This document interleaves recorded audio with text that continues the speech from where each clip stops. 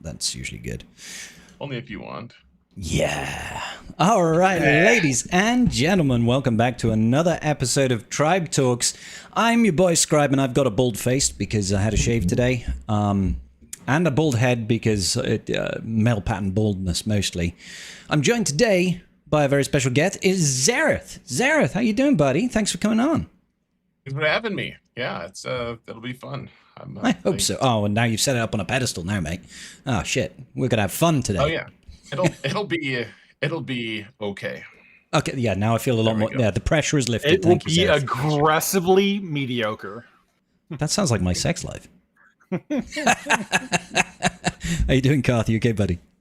Oh, doing well enough. I got some sort of ear issue going on, which was fun the last couple of days. Just my ears, I just swell up and close off for no good reason. Oh my god! So I didn't realize that was a thing. I didn't either. Like, I had no ear infection, no nothing. Just right at the entrance of my ear, it had swollen up so much that I couldn't really do anything with it. So it hurt for a couple of days, but now it's fine. So I guess the good did you go to the doctor, or did it just get better? No, no, I didn't go to the doctors. Yeah, Maybe it was a response to did you go to Reddit or something? And your body interpreted that as you hearing a lot of really stupid things. It's just I don't want ears anymore. Your body's I don't need this in my life anymore. I went and read Reddit to see everyone's opinion on the new information on Swogga, and my ear just swelled shut after all that stupidity just kind of spewed out of the internet. So yeah, it's interesting because I went blind, so you know. I can believe that Reddit is a toxic place. No evil. Yeah. I guess I have to do my part and speak no evil now. Yeah, so thanks, Xaereth. Appreciate you. I guess we'll say goodbye at the end of the stream then. Oh my god, I keep seeing my face shaven and it's throwing me for a loop. I'm not used to being clean shaven. It's very strange for me. I have a bald head, but not a bald face most of the time. Right, guys, we've had some stuff happen in the last week.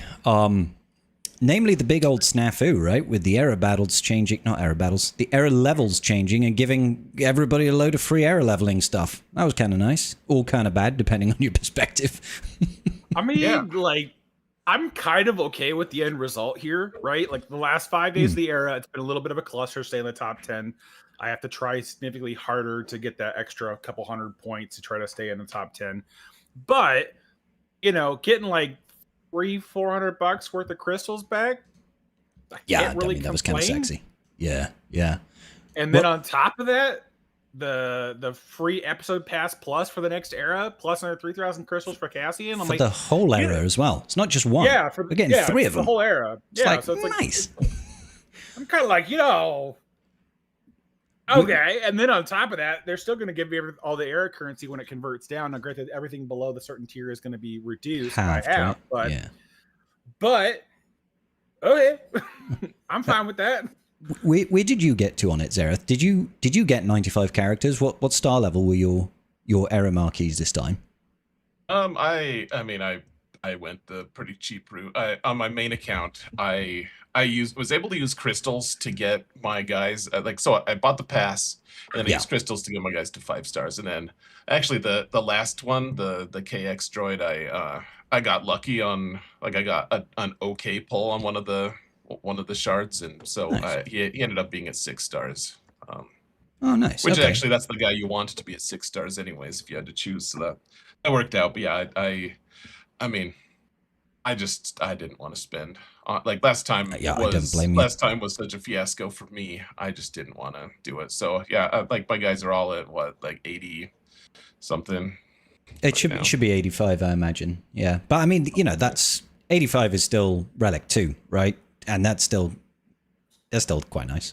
Yeah, I mean that account doesn't care. I have so much gear and stuff that I suppose it's nice. I've actually I don't know. I would for sure rather it be on one of my smaller accounts. But you're right. Relic 2, that's fine. Yeah.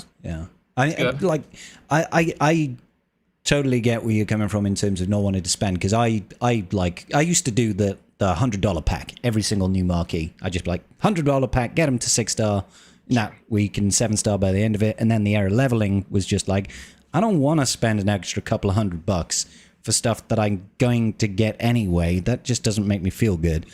So I did what you did and sort of just did era pass and crystals. But then I thought, okay, I don't mind now that I've sort of curtailed the spending. I don't mind now spending on the era levels. But I certainly didn't go to like 95 because that was just obnoxiously expensive. And now that getting all that for free and going from R2 to R6 on 7 characters was like, that's kind of significant, you know?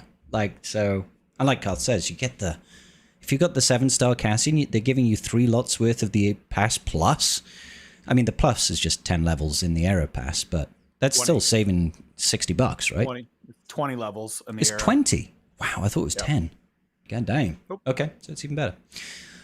Yeah. Yeah. What do you? It's Go going to ahead. be good, but it's just the new era is going to be interesting to see how it kind of everything shakes out moving forward, right?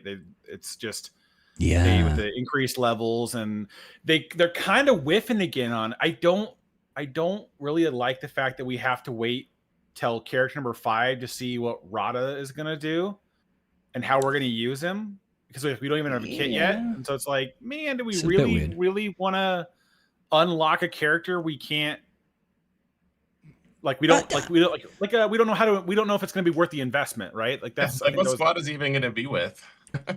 well, it Yeah. looks like old Hut Cartel, but that was an argument I heard before, was like, if we're just lifting the older units, it's like, is it going to be as good as Great Mothers, or is it going to be like mediocre? It's like, is it even worth investing in to get it, to make The it thing happen? I find when we get these units that lift older, kind of like when you look at Cobb Vanth, right? And you think, like, for some reason, Jower and Tuscans, it's kind of weird, right? I look at it and I think, I'm not that interested in lifting up these old units, because it means I now also have to go back and try and get some sort of relic parity on these Yeah. shit units, for lack of a better word. So if the Hut Cartel team for Rotter is like, you know, Gamma Guard and Mob Enforcer and, I don't know, Cad Bane or something like that, and someone else, I'm like, I don't really want to go and take those guys from like Relic 3 to Relic 7 or Relic 8 to make them viable when I just had to do this whole era and get all these guys up already. I'm just like, Yeah, it kind the of only burns me real- out straight away, you know? Yeah, the only question that I think we need clarity on as soon as possible is if they're going to require Rada as a unlock for GL Yeah. Mando. Mhm. That's the thing we need to know as quickly as we can, because that's going to dictate for a lot of people if they want to get him on the first pass or not. But outside of that, yeah, I'm thinking they're going to use Gamma, Greedo, Cad Bane, and Mob Enforcer as their lineup behind him, and then let Boba Fett float in between the two teams. Yeah. I hope it's more broad than that. I hope it's scoundrels or smugglers or something, or even like mercenaries, or maybe he'll even have his own faction that they'll create, some like gladiator faction. And maybe they'll just find some random characters to shoehorn in there. they'll get They're just like, Ben "I was a Starkiller, gladiator." I was really, really, really hoping that they were going to bring the 2 droids from the movie in as marquees for Rada. That's what I was hoping, was like, let the 2 droids kind of be the flanking part of his Which- 3v3 team. Which droids? The 2 droids from the movie. But the movie's not out yet, so I can't, you know. Yeah, I haven't seen the I movie. know. Hold on. Hold on. Karth, have you is the Way of the Whale able to give you early access to seeing Mando and Grogu? I cannot confirm or deny any of this. NDAs, god damn it. All right, okay, fine. We'll have to wait and see. I'm going to see if I can find it again real Okay. quick. Yeah. But it's kind of what I'm hoping for, or that they still do it. Here's this image. I'm going to throw it in our group chat real quick. It's the 2 guys guarding the door, the 2 big ass droids. I was really those hoping they guys. would've- Yeah, I was really hoping they would have picked up those guys for Rada, because it would have been really cool. But You know? if we're reusing the only reason why I think they're going to reuse the old Hut Cartel Mhm. under Rada is because they're the lone units for this era, is all of the Hut Cartel units that are not with Jabba. So it's Boba, Greedo, Gamelgard, Cad Bane, and Mob Enforcer are all lone units this era.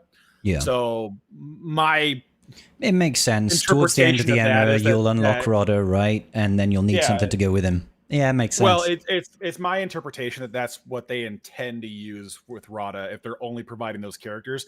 Now, there's a little bit of flexibility that you might be able to look at something with a hybrid of Hut Cartel and mercenary factions working under Rada, because they do have some mercenaries in the group, but at the same time, you could go a couple of different directions with the tags that are present. So I'm thinking just it's going to be Hut Cartel, because they did give Mob Enforcer a pretty heavy rework and Gamelgard a pretty heavy rework to work with Hut Cartel. So maybe they'll kind of tweak them again and make them work specifically with Rada, or have Rada lift that up. But I'm hoping for Great Mother's power level, if not greater than that, because that's an elite right? marquee, and this is Journey Guide character, so I'm hoping for a bit more than that. But we'll see. Real quick to just answer something in the chat here. A lot of people are saying that Rotter is confirmed as required for the GL. He's not.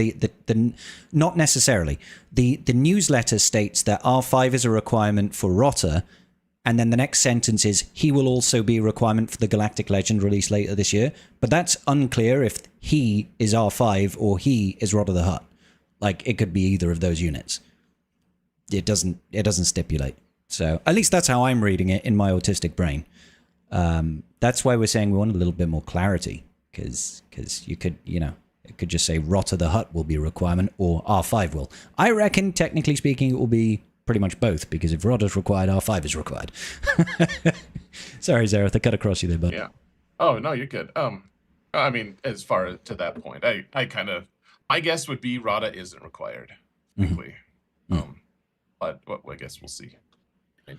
Like a new Journey Guide character that has like crazy requirements to actually unlock and get. I mean that they have required a lot of marquees and stuff in the past for other Galactic Legends. I mean that they haven't required, like that's a pretty heavy investment, man, to have to get all those characters all the way up to that level to get Rada. I mean, I guess the only thing the only thing I think would actually be okay is if the requirement for the GL was like Relic 5 Rotter. So you only need a 5-star Rotter to do it. Like that to me isn't as bad. I doubt it as well. I do doubt it as well. With all the changes, I would be floored if the GL Relic requirements were anything under Relic 7. I think I'm just using Rotter as an example himself, because of the GL requirement and him being like a cadenced Journey Guide unit. It seems like Sarah was saying, it seems really fucking harsh to have a Galactic Legend use the last legendary unlock as a requirement, unless it's able to get their earlier stars. That's the only reason I'm saying that. Well, I think they'll probably time the release. If they follow the return of Maul in the same cadence of return of Rada, they'd probably release GL Mando the month before Rada returns, so that way everyone who whaled has a little bit of exclusivity on it, but you're not waiting too long until you're able to get the rest of the way up and try go for broke. Yeah. I mean, I could see him doing anything. I guess the way I'm processing it is kind of like, a lot, like for all the other Galactic Legends we've had in the past, they have had a lot of requirements for the latest marquees and everything, and so people who haven't whaled on the new characters are going to slowly trickle in to be able to unlock, as opposed to like this would essentially just lock us into waves of unlocking the new Galactic Legend. It'd be like, okay, well I can't unlock the new GL until I've unlocked Rada. But Rada is not even available to unlock at all, and so I can't even really be working toward the Galactic Legend specifically, like instead of trickling in and having gradual unlocks, every day, they have a certain number of people unlocking them. Instead, it would just be like, okay, here's the first batch, and then no one gets the new GL for 3 months. 3 months. Yeah. And to me, that seems a little bit like that they probably want people to be able to have that regret, like, oh no, I wish I had gotten the GL. I'm gonna whale out on these marquees now, and then I can unlock him. Yeah, it just depends on how much later in the next era that they release the GL is really, I think, going to be the milestone for if they require Rada or not. Because if he doesn't release till the end of like not this era but the following era, which is going to be like September, then having Rada be a requirement means that the event's going to have returned at least once by the time we get there. So that might be an incentive there, and they might have a couple more marquees in the next era that they still require again as a way to kind of force you into that desire to spend, because we don't have a window of time. We just know that they're gonna be required for the GL at some point later this year. We just don't have a clarity on Rada, because I was reading the newsletter again, and it's just the newest Collect Legend will require units from the New Republic era as part of their requirements. Yeah. But that's all it says. Yeah. It's not necessarily, Rota himself. It just says some of the requirements will be New Republic. We're assuming some are going to be legacy characters. They must be legacy characters. Even that, it's still different. To me, it's still different if it's New Republic era characters without Rota, because you could more easily drip feed into that for the unlocks than if Rota was there, right? Because they'll go to shipments for, what is it, like 12 weeks before we get all of the marquees, so people could still gradually unlock them without necessarily needing Rota, which would make more sense to me than having Rota. But like I said, we just don't know. We can pester Meathead tomorrow about it, and maybe he'll be like, "Oh, sorry guys, I meant this," or he's going to say, "Kick rocks, I'm not telling you." Oh, that's what I'm expecting. Me too, I'm not expecting to get anything from that yet. So, I mean, that's fine. I mean, if I'm right, if I'm wrong, that's equally not really that. It's not going to hurt me. At least I'll have it anyways. But I just want to know what he does. Like, that's the biggest thing. Is like we got Cassian's kit a lot earlier, and if they don't drop Rada's kit soon, I feel like a lot of people are going to feel like they don't know if he's going to be worth engaging with, because it's like, hey, if Rada's going to be like a meme journey guide character and we're not really going to do anything different with him, can we like ignore it, or do we need it, or whatever else? I mean, like if it's going to live with the Hutt Cartel and it's not going to do anything great, then it's just like, okay, well, I can skip that. A lot of people skip Cassian this go around because it's just another team that people really didn't feel like they needed to have on their roster. There's so many other things that they could chase after. And so I think having some sort of clarity to decide that would be helpful earlier than having to wait till like midway through the era and be like, oh yeah, by the way, I did. Rada's gonna just absolutely clap cheeks. He's gonna be just out there soloing things with those dual axes and his 6-pack. Yeah. I did do a comparison actually of Cassian versus Maul, and I know that's not a fair comparison, right? I know it's not a fair comparison because one is Maul, right, and it's like Spider Maul, and one is Cassian, and Maul's event was brand new era system. Era of the Anniversary comes in, we get a load of cool characters. People were all excited, right? That, back in Era of the Anniversary, right? But the Cassian unlocks capped out at something like 70k, and I think Maul's was like 110. So there's been a heavy drop off in unlocks, and that's not 7-star. That's like across the board. That's 4 and 5 stars. So even when people are now more accustomed and dialed in on the fact that 4-star and 5-star is really good for lightspeed tokens. Obviously, lightspeed tokens impact players differently depending on how developed their rosters are. Like, I don't really care on my main account if I get 5 lightspeed tokens. I'm like, I can take my Jawa from R3 to R5. Great. Does nothing. Yep. Yeah, but early game, like my free-to-play alt account, which is just over a year old, he really loves the lightspeed tokens. I'm like, nice. I basically got Balin. Like, that was cool. That was real cool. So that surprised me that it was quite that, like a 40% drop off that's pretty big. It's It's pretty That's a big. huge drop off. No, Mm. you're absolutely right. Well, and I mean, look, I loved the Cassian show. I thought it was really great. Mm. Actually, like one of my favorite things. And I know it's not for everyone, but I loved it. And he's just an underwhelming journey guide character. Like I already have like that meme. Like we have a Cassian at home. Yeah.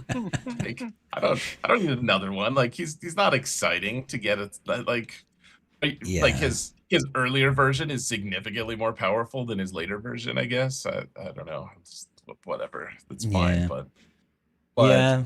I wasn't I that mean, excited. as opposed to just the physical presence of Maul, I mean, I don't even like the Maul character that much. I mean, he's great. The kid's great.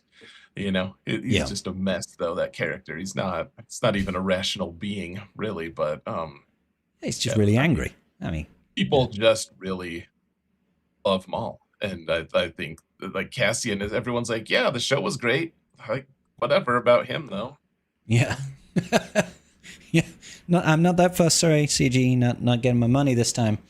Yeah, so we'll have to see. I can't imagine, I'll be honest, I can't imagine that. Well, maybe because this new era now coming in is it's tying into a movie. I imagine we're going to see quite a big influx of players come with the movie, because there's going to be more people thinking and talking about Star Wars. There's going to be more advertisement based around the game. There's probably going to be a whole lot of crap, and it's Star Wars Day coming up. Like, I can see there being an influx of new players and a lot of people being like, oh, wow, cool, new Mandalorian. Actually, unless they actually announce it's going to be Mando, they're going to miss the boat, which is kind of weird. So who knows? Maybe a lot more people will unlock Rota, but I don't have a whole lot of hope. I'll be honest. I don't have a whole lot of hope. No, I was just poking through the numbers on it, and it appears that like Maul in the first, because Maul hasn't returned yet. No. There's the 7-star difference isn't that crazy. It's about 1,000 more people had 7-star Maul than 7-star Cassian.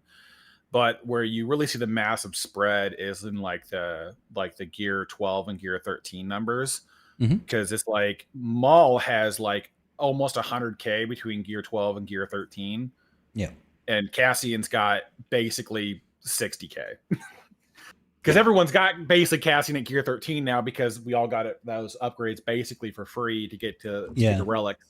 But it's like Gear 12 and Gear 13 is like 61,000 versus Maul is like 100,000 between those two tiers. And so it's really kind of just indicative to show that how people cared. But I mean, the other thing too, with the previous era, is there was a lot more to chase after. There was a lot more things being lifted, a lot more unique teams being elevated. And I mean, we had a new Vader. Let's be real. People are going to be hyped about a new Vader all the time, aren't they?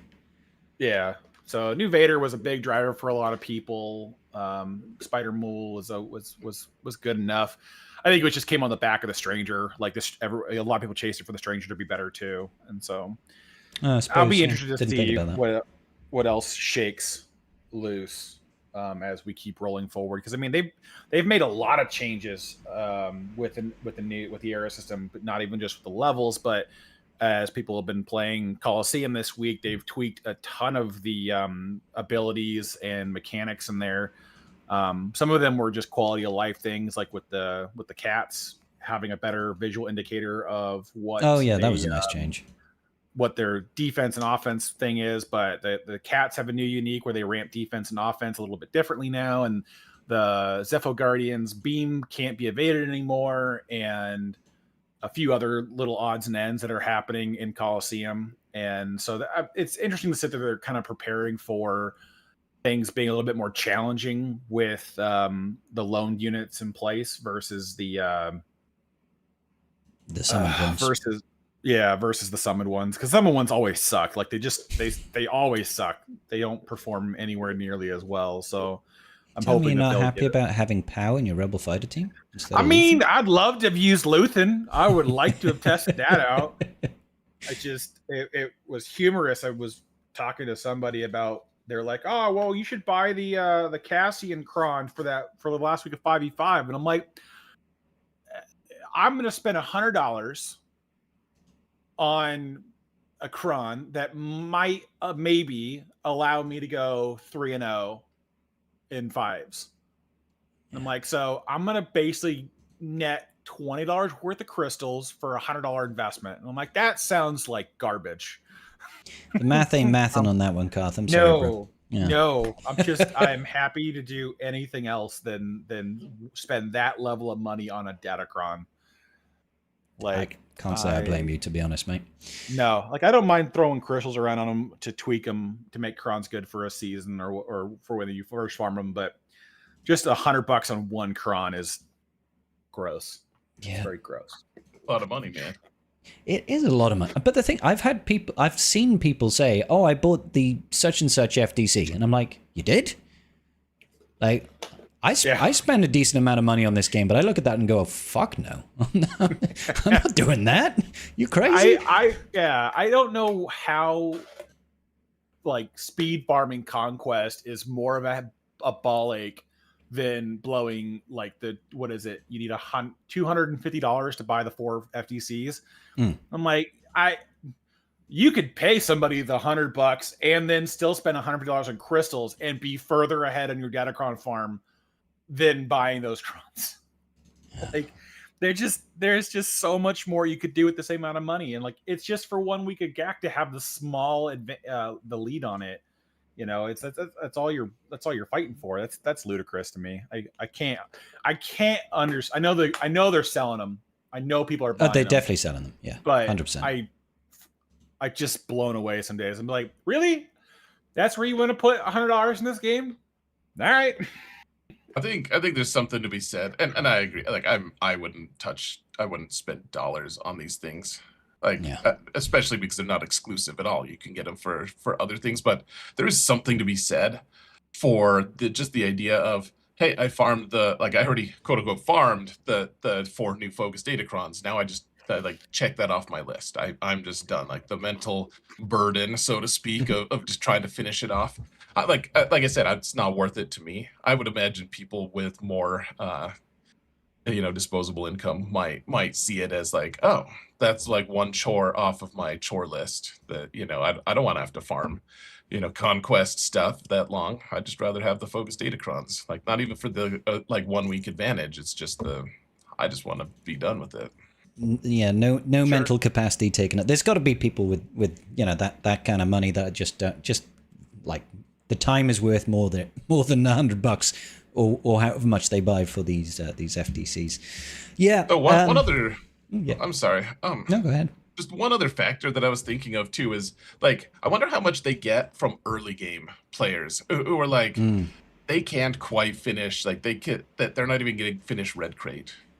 Like they can't do it, and so they're not in a place where they can actually farm these in any level of responsibility. Like they can't really get there because their account is so small. But the focus Datacrons are like accessible for their account because they're all pretty low gear and stuff. I would imagine they get a little bit of that's got to be the target demographic is the people that can't quite complete conquest in a timely manner because their roster's too thin to get there, and so it's just easier for them to purchase the crons to have them for their newest toys than it is to try to worry about farming them.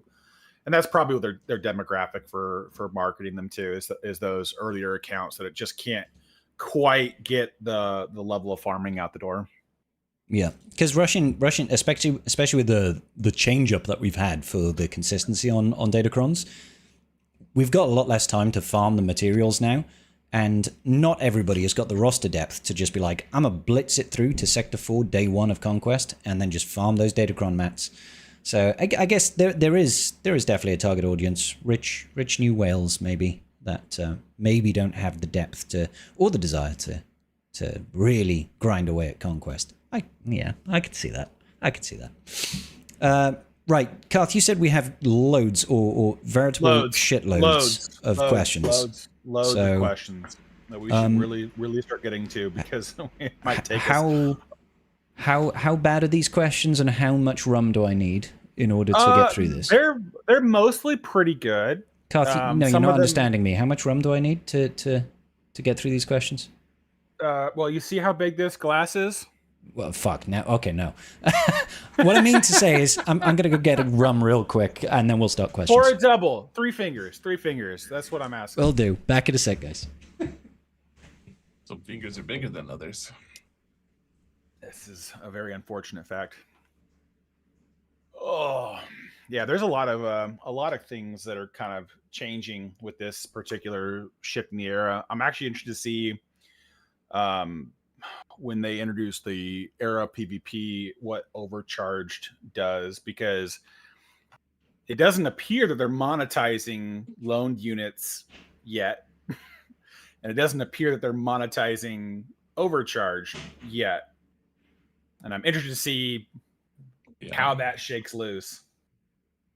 There's a lot of things that, I mean, for how many books worth of information that he dumped on us, that like it's surprisingly sparse in detail on certain things. Like there are certain things that I was like, I don't know if we needed quite this much detail on some of the stuff, and other things it's like, well, I don't really know what that is actually. And Arena, like, we're getting the new Arena thing, which sounds like absolute poison to me, frankly. Like, I think that's by far the worst part of this new update announcement is, like, bar none, the new Arena stuff sounds just absolutely awful. But if there's no reason to play it, if it's just like, hey, you, like, the way they kind of phrased it, they're like, you get to play against people in your shard. Like, yay! Cool. Yay. I mean, I don't care, but okay. Like, but sir, didn't we do that already with Squad Arena?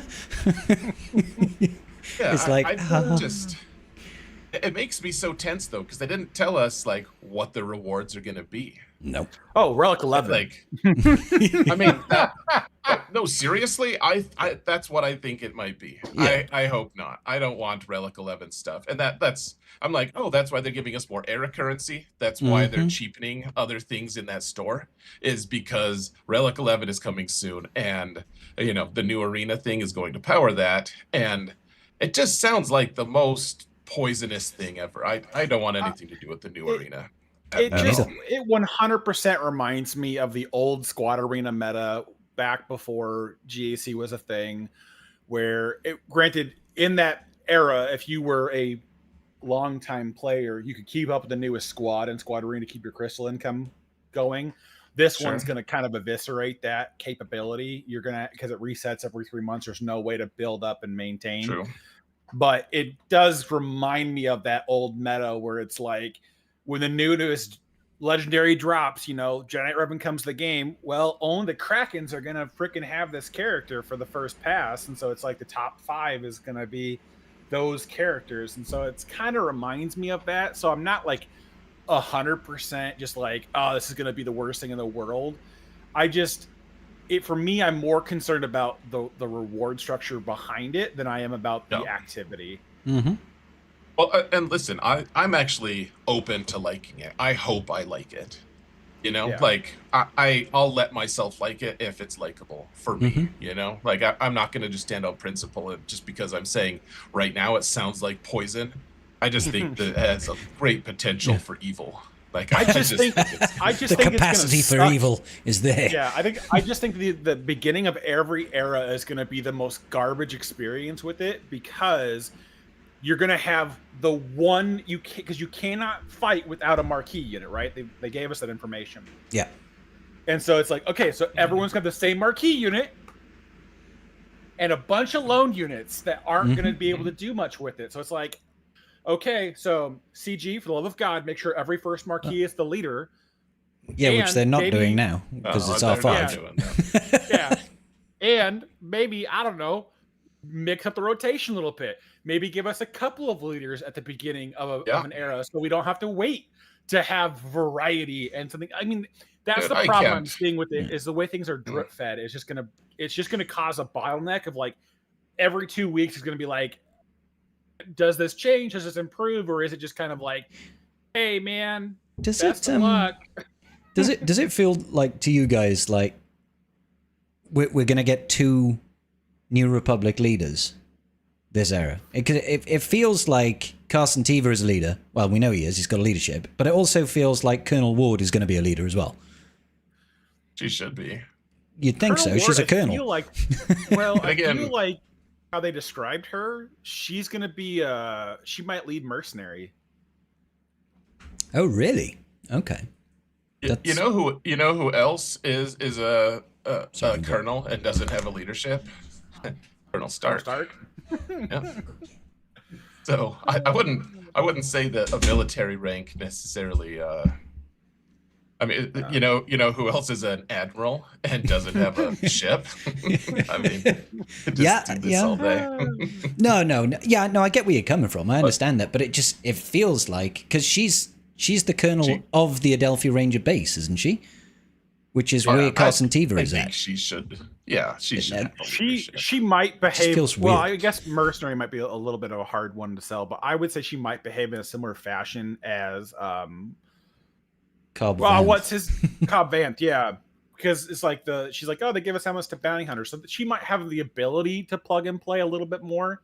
At least maybe in a 3v3 setting, and then 5v5 she might be the more dominant lead. Are you guys feeling like she's going to be a turncoat? Sigourney Weaver is often a bad guy. That's all I'm saying. In films, I know not always, she's often a bad guy. And I'm like, is she actually going to be a conniving individual?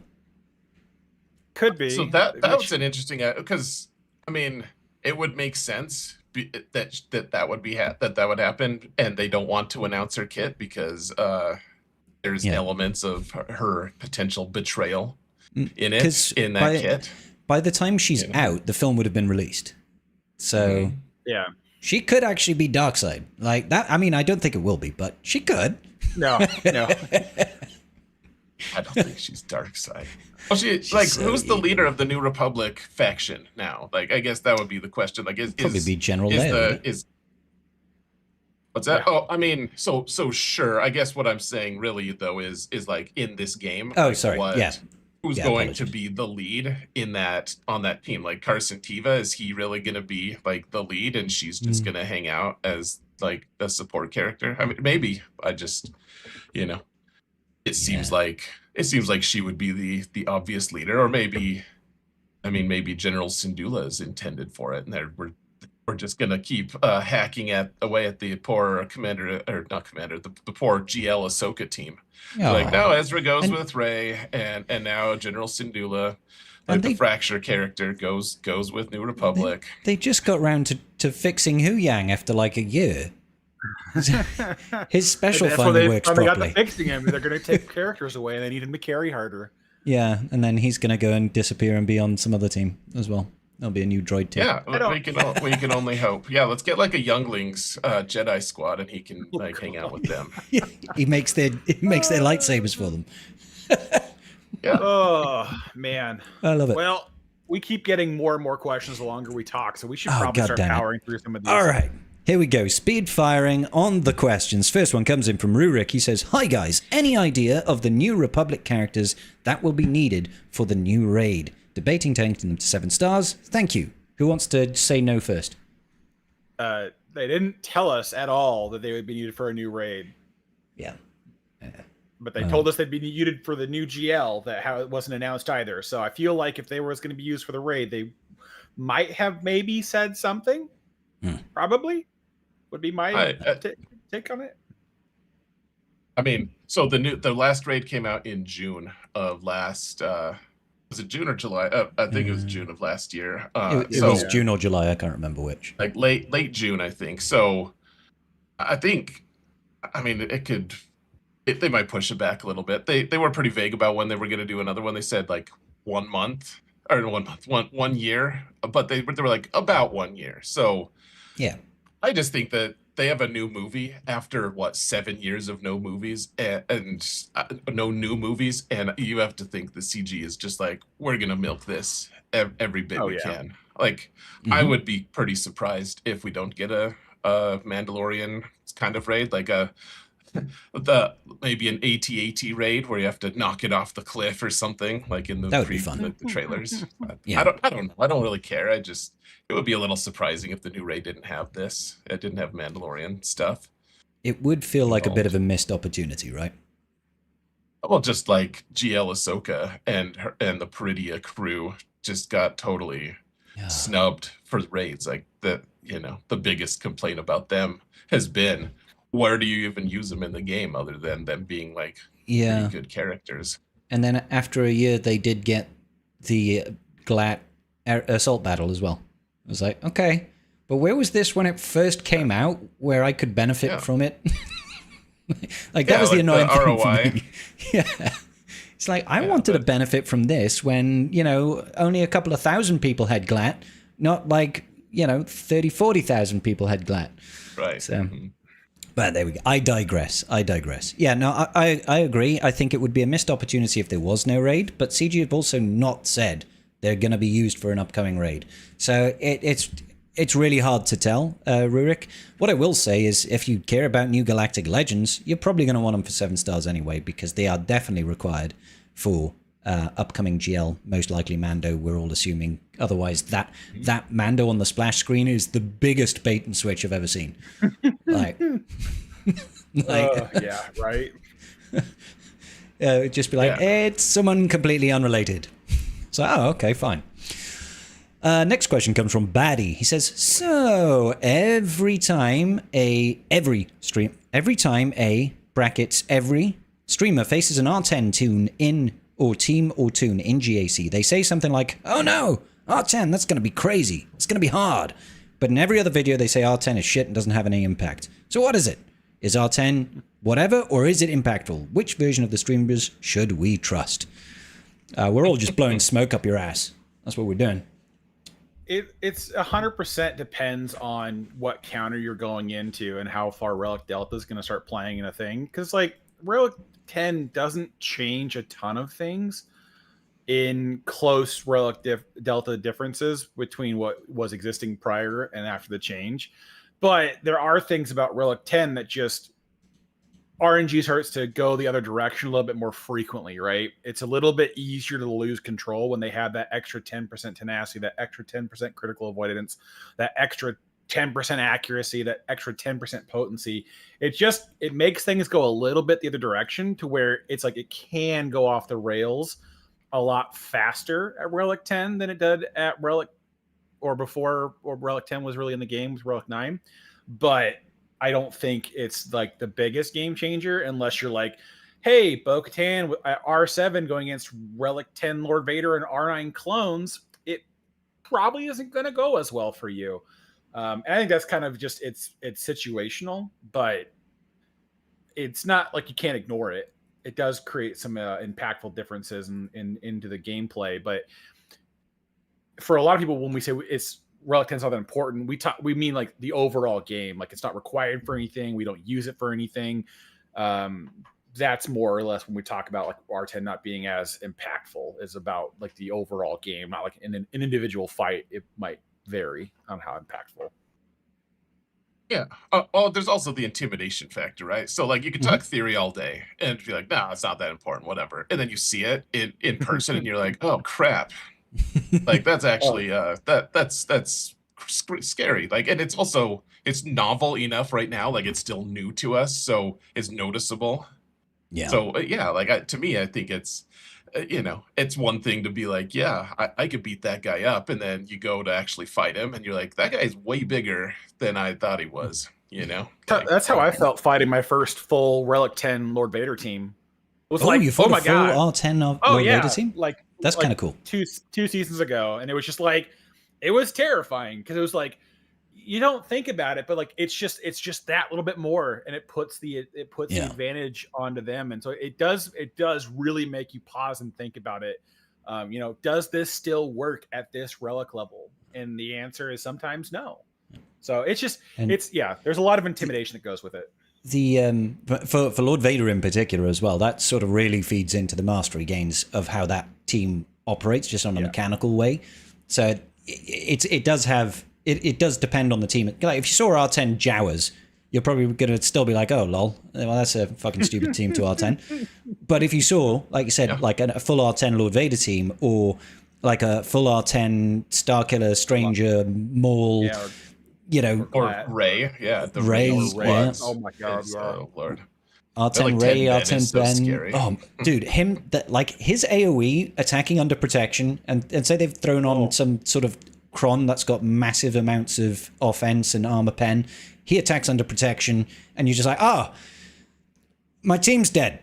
I think honestly, out of all the things that Relic Delta has done to us, like out of like the most negative thing that Relic Delta has done, in my opinion, because it's been fairly negligible on a lot of different levels to me, to at least how I perceive things. I don't want to dismiss it all like completely away, but honestly, I think people waking up to how good Ben is has been like He's the really worst good. part of it. Like people suddenly Relic Delta showed up and everyone, Yeah. instead of having just Relic 7 on Ben and mediocre mods, it's just like, no, like I'm putting everything on Ben and he's gonna Out of murder his gore. everything. Yeah. Well, Yeah, and like then people putting the 2 and 2 together that he gets so much crit chance from being the higher relic levels that like Relic 9, he's critting often, and those crits hurt. Mm-hmm. Yep. And just like, oh I my do god. like my R9 Ben. I would heavily consider R10 Ben. I'll be honest. If I had No, the spare seriously. materials. I think GLs and like I think he belongs on the short list, like with GLs and like Ezra and stuff. I mean, yeah, he's so impactful, man. And like he was actually pretty good anyways before Relic Yeah. Delta and stuff, but it was like people just were sleeping on it, and then suddenly they're like, oh, well, I put Relic 10 on Ray, maybe I'll try something on Ben, and suddenly it just escalated, and everyone it's an arms race who can have the most relict Ben ever. So Yeah, I like it. painful. Good question there, Batty. I really appreciate that. Next one comes from Grant Almighty. He says, so the in-game announcement about the New Republic era mentioned 7-star era level 131, with the new max being era level 135. Are we expecting the cost of R7 Rot of the Hutt to be even higher than Spider Mall, where we could stop at 85 out of 95?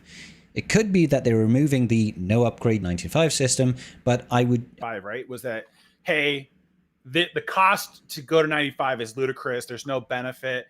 I can't see them doubling down on that and being like, screw you guys, let's just move it up any higher. So I would assume that with the changes in air level, they made accordingly similar adjustments into where we're supposed to land at the same cost.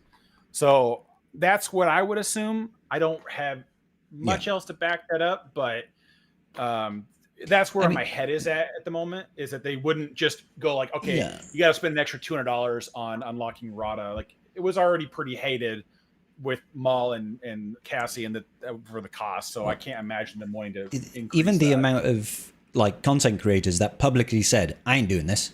Zareth was one of them. Arnold, another one, right? Yeah, Fatal did the same thing too. Fatal as well. So like that reinforces your opinion and my opinion too. I'm pretty sure they did say 43 error levels. So I mean that to me says it should be the same, but you just never know. Right? You never know. What are your thoughts there? Well, there's a certain level of like, I mean, people always ask you this, and I don't blame people for wanting a certain degree of certainty in things, right? Like there's a lot of times there's going to be someone who knows more information than you. So like asking a question like that is fine, but a lot of the times people ask me a question like that, I'm like, I don't know. Like if we just like read it really closely, it looks like this, but then we've almost been just kind of I don't know, just disincentivized from reading into what the things they say like and actually finding concrete meaning in them, because almost always we read one thing and the reality is something else. And so I don't know, like let's just find out, I guess. I actually kind of think they're just trying to make things smoother and more streamlined. Like that's how it reads to me, at least, is like they're just trying to make things like more palatable and interesting and fun for people. Like people want to engage trying in it to more. get us off level 2 abilities for the first 2 weeks of Coliseum. Yeah, like I think that they're just trying to enhance the experience, and that requires some like shifting in like era levels and stuff. Yeah. My guess is that our experience is going to be largely the same with certain boosts that they're trying to target. I don't think that this means that it's going to cost more. From what I can understand, I would be surprised if it costed more. More broadly speaking, I think that at least now, because the weird thing is, I think it's error level 130 to error level 132 is like Relic 6, and then it's like Relic level error level 133 to 134 is Relic 7, and then 135 is Relic 8. So it's like you go all the way right to the end to get to Relic 6, and then it's like the last 2 and 3 levels give you a Relic level each for that big bump, because previously going to 95 to get to Relic 6 was such a bad fucking deal. Like, it's just terrible value. $60, I think, per unit. Relic 6 ain't worth that. 85 to 95. Yeah. So, I mean, them rescaling it to Relic 8 is better, because I think there is still value in arrow mags and the impulse detectors. Yeah. And just the signal data, the Bluetooth data that you're saving on going to R8 it's starting to factor into where it's a little bit more worth your time. I think nobody's really going to push for that until we see what era PvP comes out, and that might be where I'm like, all right, now we got to start maxing it out, because now it matters. Like having the best, because I guarantee you they're gonna do something with Relic 11. I mean, that the stuff has been in the game since last anniversary. I can't imagine. I thought they were gonna do something with it on this era. So going another 3 months out, that's 9 months later. That's about as long as it took us to go from R8 to R9. So I would be shocked if it didn't coincide with the era PvP going to Relic 11. Mm-hmm. Yeah, I'd be surprised. So the long and the short of it is we don't really know. We just make assumptions at this point, but we'll find out soon enough, because it's only a couple of days away now. So we should know in 40 hours. Yeah, it's all right. It's not too long of a break, right? Next question comes from Cypher Mangoes, which is a great name. He says, after the era ends, where do you think Cassian will go, and will he make his own team, or will he join a team? Gentlemen. He makes his own team. Wouldn't that be pathetic if like he just joins Saw? He's just like, nah, dude, Saw's the better leader. Yeah, that would be kind of good. I don't know. You gotta scroll multiple times to get through a kit. I feel like, or like especially like a leadership, it's gonna be worth your time. But I mean, yeah, just the way everything reads, he is gonna be the better lead. He's designed to make his own team. The only thing that sucks, of course, that he is straight up neutering the Saw and Mon Mothma team options, because you're taking Luthen away for pretty it. Big so deal. Yeah. But dollars to donuts here. Cassian is going to make his own team. He's not going to fit under. Not that he can't, but I would say that he's just so much of his kit turns off if he's not the leader, right? And so there's so many things that he requires synergy on to kind of bounce and be most optimal on. And so my guess is that there might be a time maybe where he can be useful under somebody else, but majority of it should be his own team. You know, it'd be like taking the Stranger and setting him under Kreia. Like, can he be useful? Sure. Is it a completely waste of a unit? Yeah. Yeah, mostly. Yeah, I mean, I personally, I think I might run Cassian under a Kleia team. Lead team, because I'm so accustomed to using her as the lead. No, that's what CG is programmed into us, right? She's the leader. You literally had me thinking for a second that she had a lead. I'm like, wait, this what? whole time? This whole time? Like, what did I miss? No, I really hope we get a leader way earlier this time. I thought it was the dumbest thing that we just sat there for until marquee number 5 to finally get a lead. What? And then we get 2. Well, then we get 3, because we get Dedra, and then it goes Partagaz. So then you have Partagaz lead, and you have Cassian Andor lead, and you have someone. No, is it just? Those are the 2 leads we had. Yeah, it's just Dedra, 2 leads. Yeah, Dedra and Partagaz, and then with Partagaz we got Cassian. So Cassian basically came back and overrode the Imperial. So it's going to be 3 with this next era then, because it'll be Carson Teva. We have to assume that Colonel Ward has got some sort of leadership, and then we're also going to get Rotter. I can't see anybody actually using Imperial Remnant with the Snowtrooper Commander. That would be kind of weird, but maybe.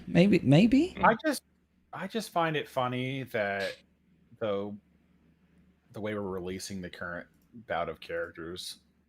Yeah, it's a little bit funky. Yeah, because it's R5 then Colonel Ward. R5 and then Zeb. It's Teva and Imperial Snowtrooper. So we're waiting a whole month before our leadership. Maybe Carson's next. I was trying to. I know there's something with the. There was something with. Let me see if I can find the Discord channel it was in. There was a catch-up pack that had Zeb and I believe the Imperial probe droid. So maybe I'm thinking of the wrong ones tied together. But can't think of the Discord server I was in when I saw it. Sorry, buddy. Anyways, let's just jump to the. I think you might be right with Zeb coming out second, because usually it's in the order that they do the kit reveals as well. And I'm pretty sure Zeb was the second kit reveal. I want to say, I can't recall. Yeah. Splitting hairs, and I don't have any. We're going to go to the next question. Darth Ferrari says, Are any of you, Karth, Scribe, or Xerath, going to start a new account with nothing but all the May the 4th Lightspeed bundles? No. That doesn't sound fun. No. I'm mulling it over of doing like, all right, we have $1,000 to spend. Let's see where $1,000 gets us on a day one account on May the 4th.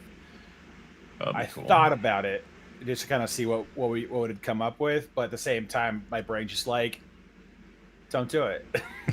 That's $1,000. I mean, don't forget, we've got Star Wars Celebration tickets go on sale on May 6th. So you could spend $1,000 doing that, Karth, or you could spend $1,000 getting VIP access to Star Wars Celebration.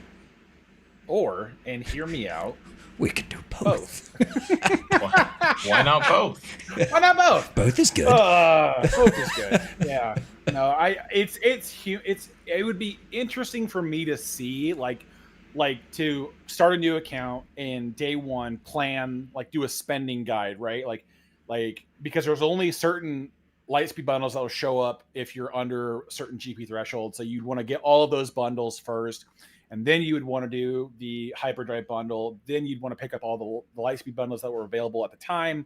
And where does that leave your account? And then basically how much do you have to like start throttling Zeta purchases or farming to try to get your characters usable? How many GLs could you get off the ground in the first like month of playing, kind of thing? And there's all of these things that could be fun to kind of create a guide for.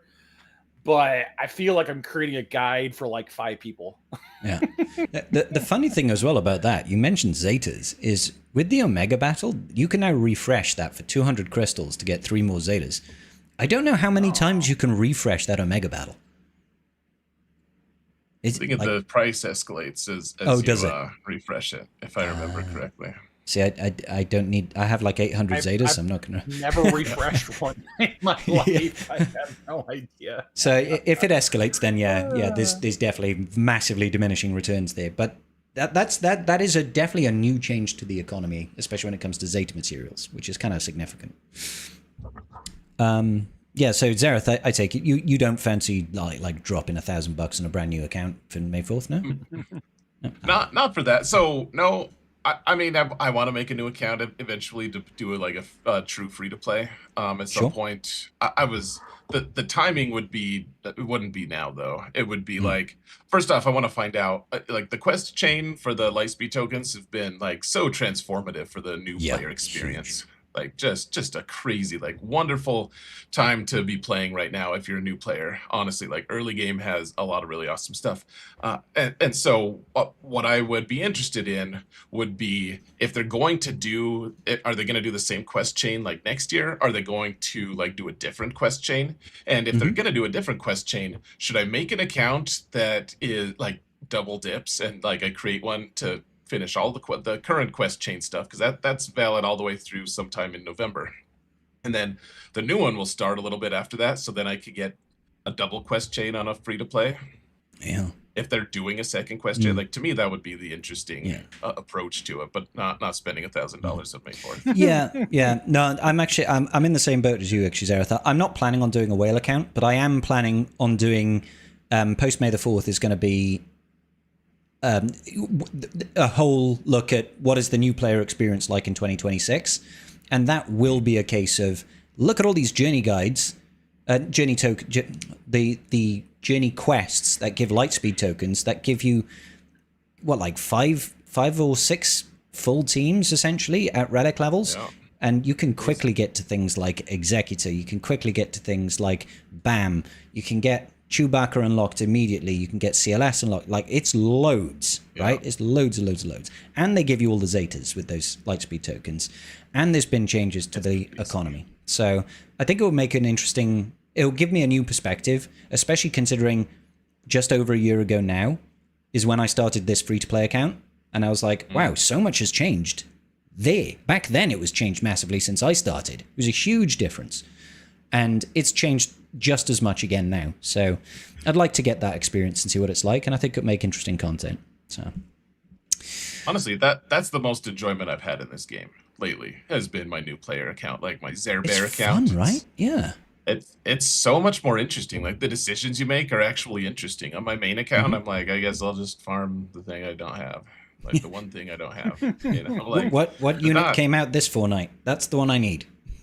Do I have enough relic material saved for the end of the era? Ready, go. Yeah. Yeah, like the roster planning just doesn't exist really. Like, all my meaningful upgrades to the teams have been made. Like, I'm like, which character needs relic 8 slightly more now? Because most of my characters that I need are relic 8 or higher anyway. So, as opposed to my little account, I'm like, I don't know. Like, I just unlocked Leia. What do I do? Do I immediately just jump on trying to farm Adrad and Jin just because they're part of, like, the good Leia team? Or do I try to just make do with old Ben and, I don't know, Choda or Chupio, whatever his name, you know? Like, do I just... There's so many more interesting, nuanced decisions to be made, so... I agree, actually. I have a lot of fun on the free-to-play. It's more enjoyable right now. Good question, though. Next one comes from George. He says, can we get a collab with you guys? And Arnold would be awesome, if you ask me. I have actually already checked in with Arnold. Arnold is willing to come on Tribe Talks. The only problem is he can definitely not do Sundays. That is family day for him, which is totally understandable. He's got a newborn. And I have a feeling he works a lot, right? So... Those rare days off are probably quite precious to him, but he's okay with the idea in principle. Just need to do some jiggery might have pokery. A special episode one week when we sort that out. Make sure that it's on a day where either Scribe doesn't have to go to work the next day, or I don't have to work in the afternoon, because that hits at a very odd time for the two of us. Yeah. So we'll see if we can work it out. Next question comes from Solo, and it's directed directly at Xerath. Do you write all of your own jokes? No way, man. No, like all the like I tell a joke most at the start, like at the start of most of my videos. Nah, I mean that there's just no way. That's too many jokes to write. I mean, I put out a video pretty much every day. Yeah, there's just no way I'm going to make those things up. I appreciate that you think I'm clever enough to do that, but no. No, there's tons of websites you can look for just stupid jokes. Oh. You should totally just get ChatGPT to write all of them and see how bad they come out. You're like, that's not even remotely funny, ChatGPT. You know, so yeah, for my on Twitch, we actually have the Gar. So we have a dad joke bot that people can just type in a command and get an instant dad joke. And then one of my moderators, he's obsessed with Gar Saxon for some reason. Oh, yeah. Always talking about Gar Saxon, and so what's that? Is that Prime? Yeah, Prime. Prime. Yeah, that's it. Of course. Yeah. So yeah. So so he actually had. I don't know which AI program, but he had one, right? Was it 20 or 50 Gar jokes? And then we have a Gar joke bot, and they're terrible. But if you want such a thing, that does exist on my channel too. All jokes written by an AI. So amazing. I like it. This next question comes from Chronocast, and it's actually a follow-up to the previous one. He says, can Zebear open with one of his dad jokes? I mean, it's a bit late to Late open, now. but if you feel confident in your Google foo skills to quickly look at a dad joke and reel one off. No pressure, though. Sure, here we go. Getting a kite stuck up in the tree isn't my favorite thing, but it's up there. For fuck's sake. Yeah, I've definitely heard cornea, but that is definitely up there, like you say. And yeah, thank you. Appreciate you, Sarah. Thank you, Chronocast. Next question comes from Tralax. He says, do you think CG would be open to the idea of a special community event where they pit 8 contest creators against each other in a special GAC bracket? Round robin, then semi-final, then finals. Would you guys be doing it or up for it? Other similar games do this sometimes. It's good engagement. It happened once. A long time ago. Yeah. Speed GAC. Yeah, the Speed GAC. It wasn't only content creators, though. It was content creators and devs teaming up to do Speed GAC, and everybody had full R9 accounts, I believe, with pretty good mods. Yeah, and they've never done anything like it, right? Since then. And that was years ago now. Dude, I would love it. I've said forever. I like if I get to choose to like create a feature in the game, it would be to have like friendly GAC matches where you could just pair up with your friends, with your guildmates, but we could have content creator matchups and stuff. Like spend some crystals, like charge some, like spend 200 crystals or something to get that to me that would be so cool, and we could just have it on the off week or just whenever. I don't know, but I would love that. Be literally limitless content right there. It's limitless content. It would be amazing. It would be so good, and it would tally up and also be a test environment. So, you could just use it to test everything. It would be so good.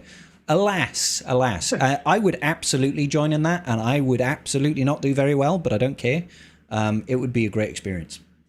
If it was a test environment like that, do you think maybe you could only use offensive datacrons for it? And no Omicrons are active at all? None. Yeah.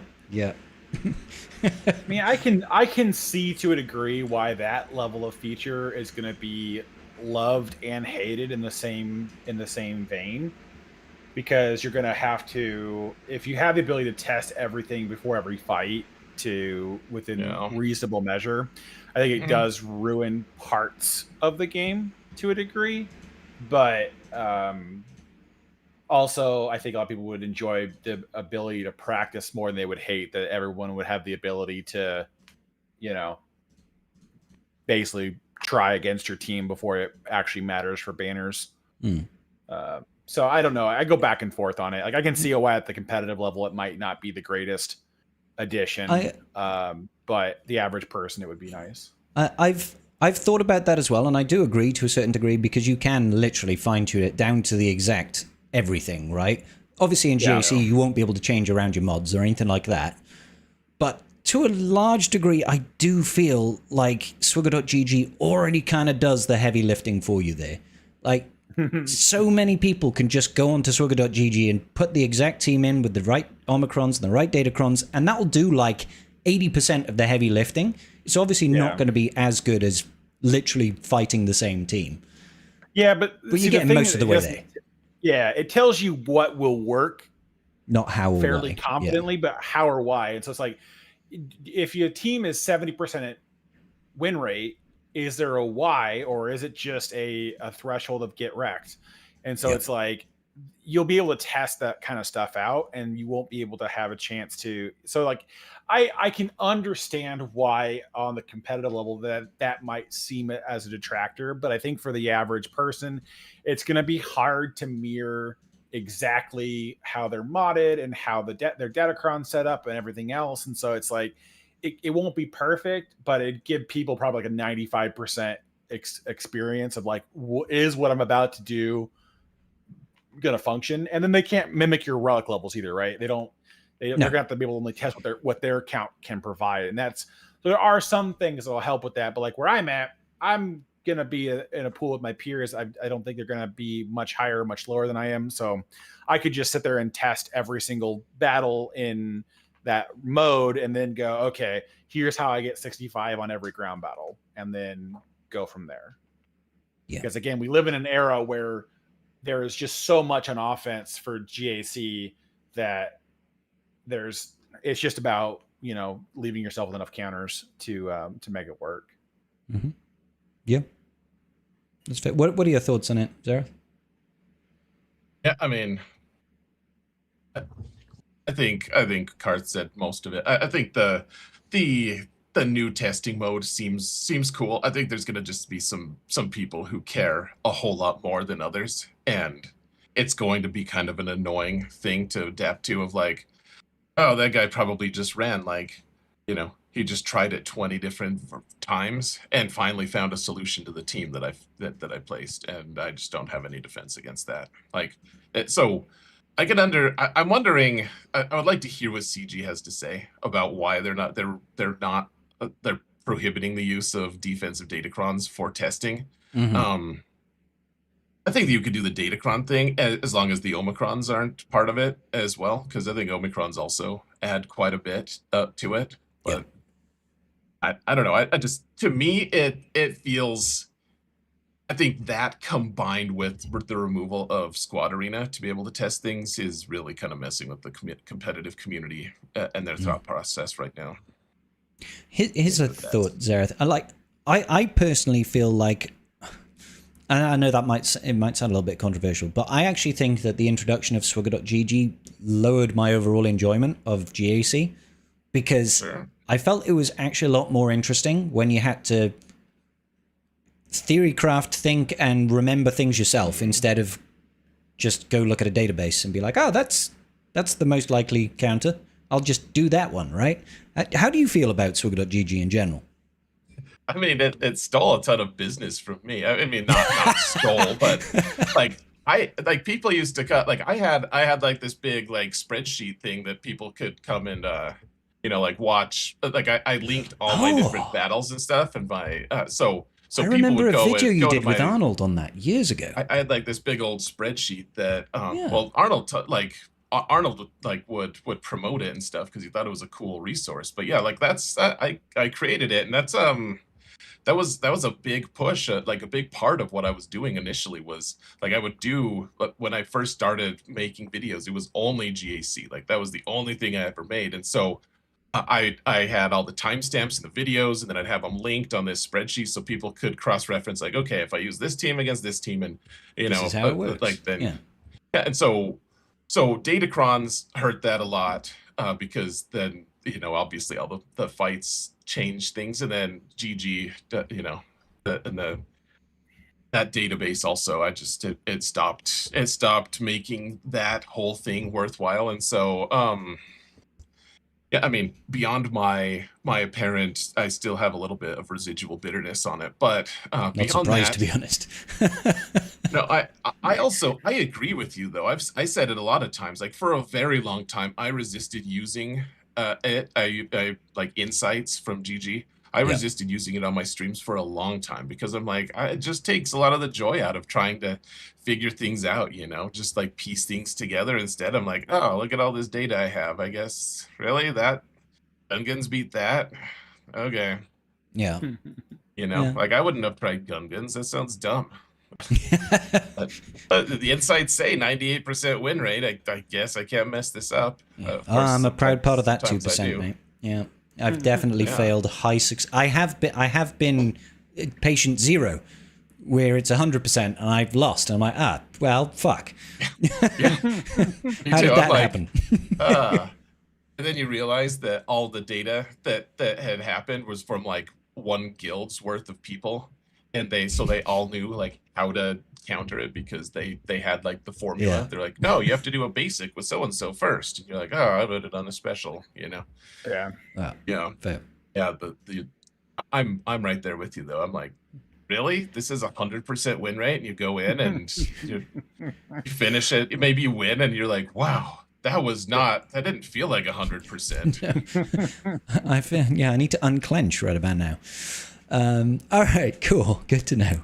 Mayday comes in with the question, who is the ideal fifth for the Cassian Andor team if you don't have Luthen Rail? Also, as a side note, thanks to Zareth for recommending the Great Mothers team. I now have most of Proving Grounds tiers at 3 stars because of them. Well done, Zareth. They are freaking awesome, to be fair. Do you want to lead with that one? One. Oh, yeah, they are absolutely... I just... because detracting, heading back to what we were talking about, Lightspeed tokens, but I just used the Cassian Andor Lightspeed tokens to get Great Mothers on my free-to-play account.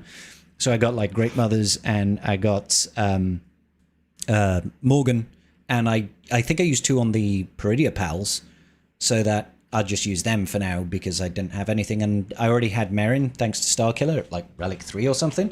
So I'm like... yes, I now have a semi-functional Great Mothers team, and it's great. So, anyway, do you want to make any recommendations here? If you don't have Luthen, who's the best person to throw in for a Cassian Andor undercover team?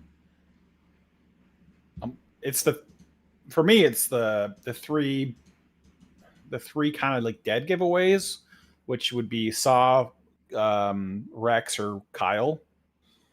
Because Saw's unique will still trigger with this team because the full team is Rebel Fighter, so he still gets the unique. He still will cleanse everybody when they fall below that health threshold. And he still's got an AOE dispel / potential blind that you could put there. Rex is always annoying in a Rebel Fighter team. So Rex AOE is always annoying. I think that we can end the sentence there. Is great. Potential to stun, cleansing on basic. That's kind of good. Kyle's just going to get them out there ahead of things. The only other thing I could think of is that maybe you want to throw in a backup tank in case Vel just gets shit on. I don't know. But I would say between those 3 would be the one what I'd end up choosing because you already have investment in all 3 of them. They're all good units. They're all the best iteration. I don't think you're going to go much else. Now, currently, Saw is going to be better with Chirrut and Baze. Than it would be with separating that team apart for now. But I mean, you still would have some flexibility on the other options. But I would say one of the 3. You wouldn't go with Pow after these months of using Pow with that team. Pow needs to take more turns. Like Pow just struggle. Like all of his cool unique is about rebels attacking at a turn, and it just doesn't happen frequently enough. But yeah, I got the joke. I mean, can't help myself. I agree. I think there's good and sufficient reasons to leave Pow behind for sure. Yeah. I mean, I think I agree with you. I think, I mean, you mentioned a tank, like throwing Cara Dune in there wouldn't necessarily I've always liked her control with the turn meter stuff. Which might end up being pretty good considering you're also undermining people, which means they're not going to be able to gain bonus turn meter. So, like, the more you knock their turn meter back, and then they're also not really able to continue like ratchet themselves back in, like get their feedback under them because they're also undermined, so they're not gaining bonus turn meter. So yeah, and the Cassian Kron is having them gain turn meter like a mother. Yeah, the Rebel Fighter team level does. 15, yeah, it's going to be pumping turn meter, so it could be looping pretty hard. She may not be a bad shout if you don't have Luthen. Yeah, I mean, they might take out Darth Vader Duel's End or something like that. It could be useful because she also has irresistible stuns versus Empire, doesn't she? Yeah, her AOE stuns are really nice. I don't think it's irresistible. I think it only stuns Empire, though. Oh, right. It stuns Empire, yeah. So that's why I have a ton of potency on her. Yeah. Yeah, because she has to still pass the potency check. But, I mean, it can be automatic, considering most Imperials aren't going to waste points in tenacity, waste stats on tenacity. So. Yeah, but don't make me try and take my Cara Dune from higher relics. I mean, Cobb Vanth wants her anyway, right? Fucking Cobb Vanth. Maybe. I don't even know, man. I don't know. That's another weird thing. I'm ignoring that team until he's playable because I don't know about any of it being. This is the Carson Teever is a constable. Yeah. Like, Cobb Vanth is now just hurting my brain. It's like we've just had a new unit. He's a leader, but by the way, also Cobb Vanth. You're like, what? Hey, well, at least Tarson is a better Constable and Cop. Any of the or others? Lobot. Hey, no, Cara Dune's reasonable. Oh, okay. She's reasonable. She's not great because half of her kit doesn't engage with the fact that Cobb Vanth is not a scoundrel or a rebel. So she has a hard time with that mechanic. Maybe but they'll not update her kit terrible option. Maybe. to But she's not terrible. rebel or constable, or just cover. I don't know. Anyway, I'm getting As a whole, distracted now. Yeah, I it's don't a know whole what thing. they're doing, man. No, me neither. I Makes don't know me think if they know what they're doing. If are they going to release just gradually more constables? Because I already feel like we've already moved on from mercenaries, and it still feels like Balin is missing some dedicated members. But That's what I'm hoping. Like Rod of the Hutt, that would be another really good target. Would be Rod of the Hutt would be a leader for another mercenary team, because right now we have like one mercenary team, like 1.5 if you count the new Bad Batch, because like they're kind of mercenaries, but not really. The fact that they put so much work into their Soldier of Fortune stuff, and then they just blatantly ignore it, except for when the Kron's convenient. Yeah. Just like, all right, whatever. Moving on. It's a huge faction for only having one team. I'll say that. Yeah. Yeah. A lot of tags, not a lot of teams. Okay, so next question comes from Richie Fritch. He says, I was wondering if you have recommended modding for the new tunes to make it... Oh, the Cassian squad. I haven't thought about this. I will be honest. Luthen quick, Kayla quick, Cassian relatively bulky and quick, Vel bulky, and what's the other one? Cinta damagey. That's what I've got for you. Cinta pew pew. Cinta pew pews. Vel gets hit in the face a lot. Clea is she's one of the fastest units. She's 200 and some odd speed. She is stupid quick. Holy shit, that's fast. Yeah, her base speed is stupid quick. And she gains a lot of turn meter, because when her allies get hit, she gains turn meter, right? Yeah, and so she wants to get out there, get the Undermine. Cassie wants to take turns because his basic calls the mass assist. He gets the blinds. He gets the all the other abilities. But everyone on the Cassian team is a support, right? There's no one here that is a freaking. Oh no, Claire's an attacker. I was going to say Claire's definitely an attacker. Bel's a support. Oh, sorry, I'm thinking of the ISB team. They're all supports except for the droid who's a tank. So is the fastest character besides GLs. Is she faster than Tusken Chieftain? Yeah, she's faster than Stap is faster than Tusken Chieftain, and she's faster than Stap by 3. Holy shit! She's 7 faster than Chieftain. Wow, that is insane. Speedy gone Claire. I would assume she wants to be quick, because you also need her to go quickly to get the buff out too, because she gives the keen stratagem to all the allies, and only in 3v3 does it go to the entire team. This is the thing that confuses me about her, because when we're playing with her in Colosseum, like it seemed pretty clear early on that she's the damage, right? So you're always putting keen stratagem on her, or I always was putting keen stratagem on her straight away, because it's like, oh, extra offense, right? But in a microcosm, I have no idea how much damage her attacks actually do. You know, like if in Legacy, right. I don't know what she's going to look like in real world terms, because I've just not looked. The rest of her team's gonna actually crit now. Like the reason she was the damage, the reason she was the damage was because she had guaranteed crits against things as long as her team was full rebel fighter, and so that's why her basic does so much compared to everyone else. But these bosses are so resistive to critting that in reality, like you say, who knows if she's actually, like, maybe Cinta will be the actual damage. Maybe I don't know. She's got a decent base. Is she a special damage dealer? I'm trying to... I imagine she's physical. No, deals physical. Yeah, physical on the basic. On all of them. All 2. Yeah. So which is weird, because she actually has a pretty high special offense, but her base physical is 7,500 at Relic 9. Okay. I was looking. Where is Cinta? Cinta at Relic 9 is 66. So she's got 1,000 more base offense. at Well, the it's same like heroic the level. multipliers on her basic, and her second special isn't really damage, truth Right. be told. It's her basic is where the fun is at, right? Yeah. Because there's so much that goes into it. It's like the stats, the armor penetration, the crit chance.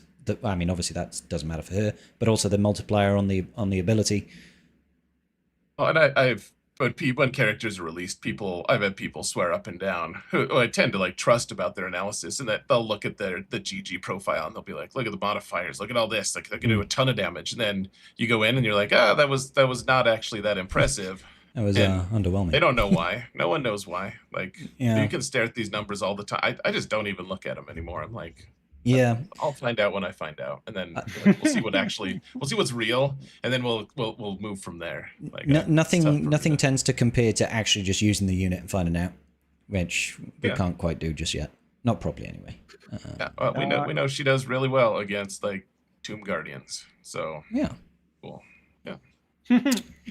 Okay, cool. So you'll have to take that for what it's worth, Rich. We can only make assumptions right now, but that probably sounds about right. Bomber Joe asks, "Greeting, Councils of Scribe. I come to you on Star Wars Day Eve with glorious purpose to mount the algorithm." Oh, how convenient. What is the greatest keyword in Star Wars Galaxy of Heroes? Please define greatness however you want. Oh. Greatest keyword? Like what?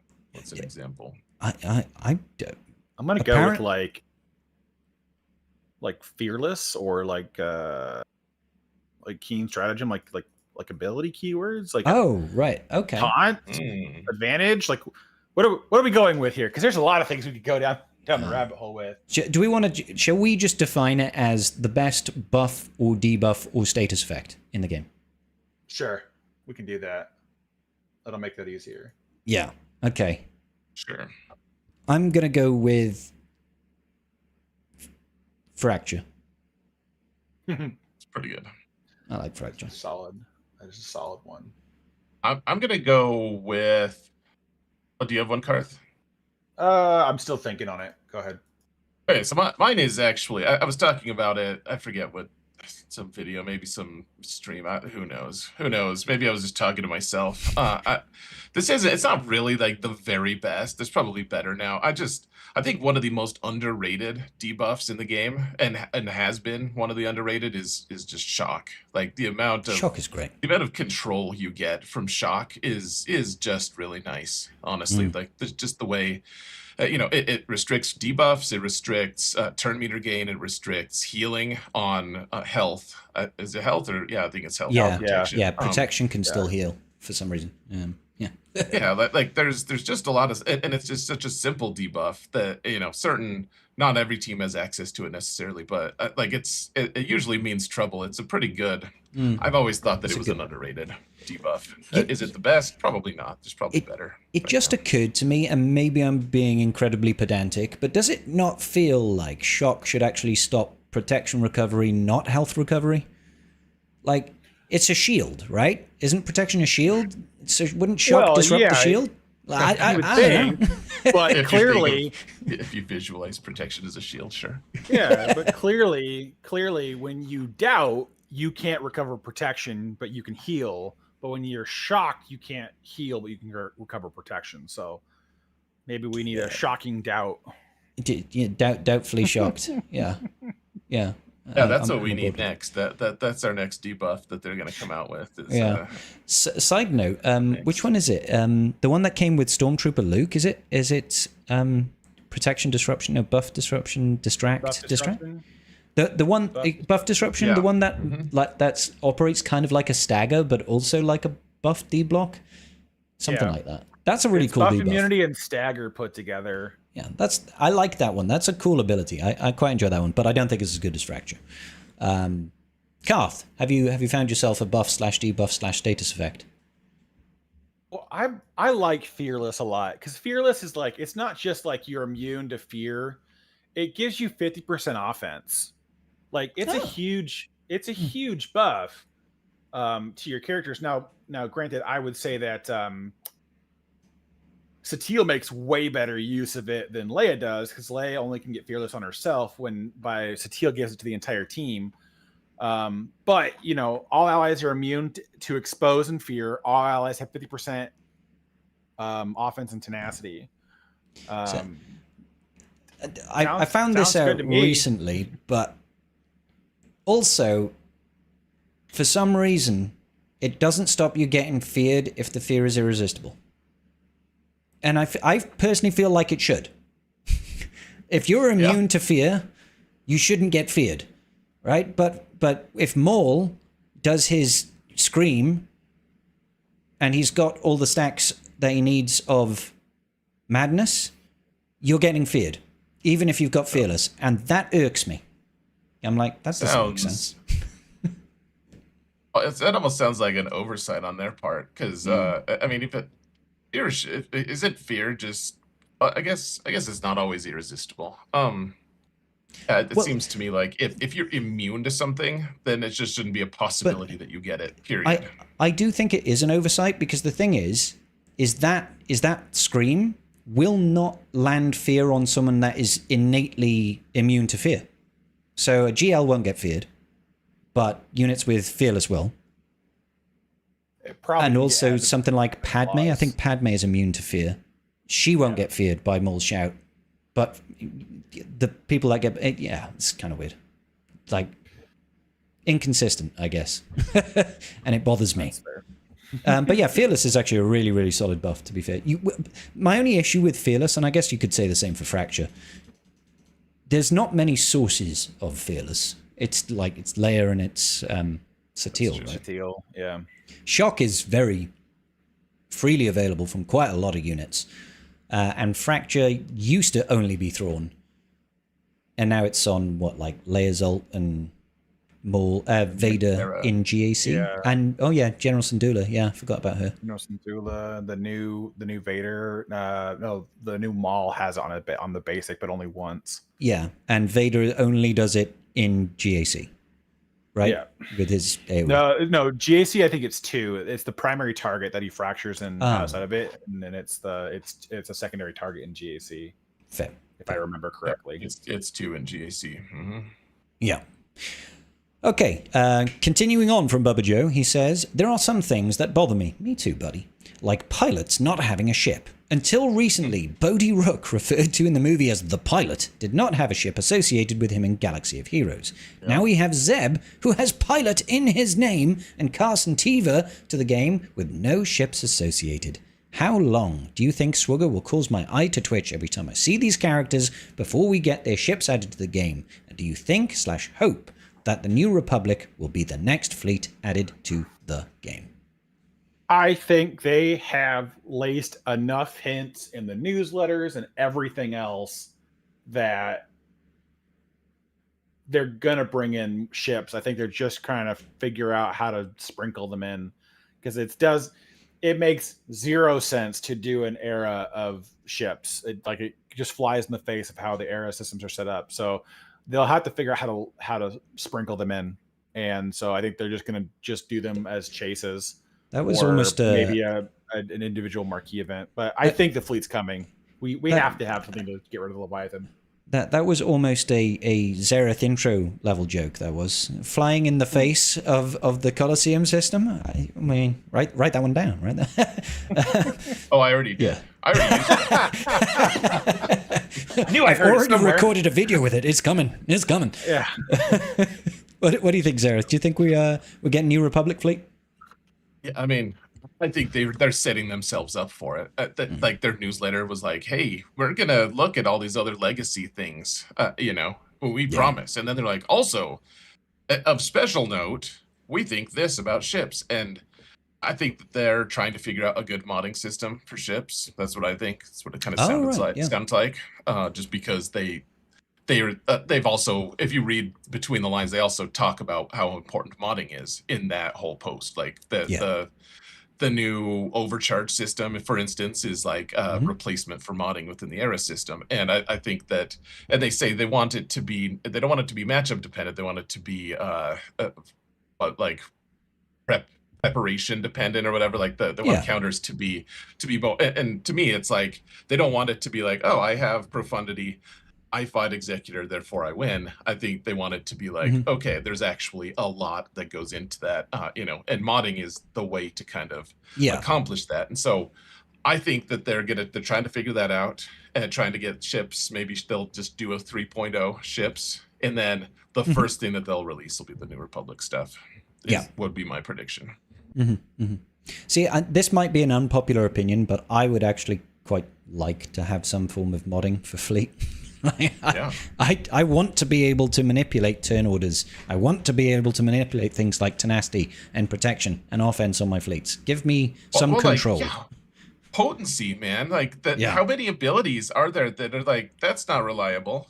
But if I could just add a little bit of potency, I'll be able to stun every time with the like silencer or whatever, like how many abilities are there that don't actually land?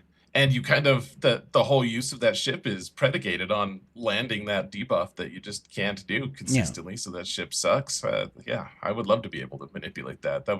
It would increase my interest in that game mode significantly, I think. Same. I like modding, generally speaking. I think modding is something that pays off continually. And the longer you play and the more mods you get, and the better the mods you get, like, they're always valuable. From the minute you get a 25 plus speed secondary, you're like, I know this will always be useful at some point. So I want the same thing for fleets. Yes, please, give me. And I actually do definitely think they're setting up for a New Republic fleet. It's way too on the nose to be like, here's Carson Teva with R5, who are pilots. Here's Zeb in a pilot suit, called a pilot. And then they talk about Colonel Ward being like a crack pilot, the best from the Adelphi base, and she's wearing a pilot jumpsuit. And in the splash screen, there are X-wings flying in the background. I know that's not, it's not like, if you look at them in isolation, it's nothing saying, we're getting a New Republic fleet. But if you just keep on adding them all together, and like Xaereth said, they talked about legacy game modes, including fleet, it feels like it's coming. We play our cards right, we might just get another Y-wing in the game. Holy moly. Actually, I think, isn't the splash screen, doesn't it have like a semi-disassembled Y-wing on? Like, I swear one of them has got a picture of it. Let me see, hang on. Let's see if I can find that picture. Because I swear to God, there's like a disassembled Y-wing. Gosh, that would be so funny. Let me see. Yeah. So if you look in the top right corner, I don't know if you've got the picture actually, Xaereth. I might have to quickly just send it in. The splash screen. Over Colonel Ward's shoulder on the right, there's literally one engine from a Y-wing. One of the engines of the Y-wing is in the background there, right below 3 X-wings flying. Yeah, that would make me laugh. I'm trying to restart my game here so I can see it. Oh, hang on. I can put it in the chat. Hang on. Why can I not see the chat? We should totally. I would love it, man. We just have to have a Y-wing every time. We can't have A-wings. The A-wings aren't allowed. No, those are banned. Those are banned. Oh, here we go. So yeah, I've put it in the chat for you there, Xaereth. But if you look over Colonel Ward's right shoulder, that is definitely one of the engines for a Y-wing, isn't it? Oh, yeah. Right? Like, cool. Let's do it, man. But that's her ship. That's what she flies, is a Y-wing. Oh, is it really? No, I don't know. Maybe it's what Zeb flies. Zeb flies the new Y-wing. She flies an X-wing. Teva flies an X-wing.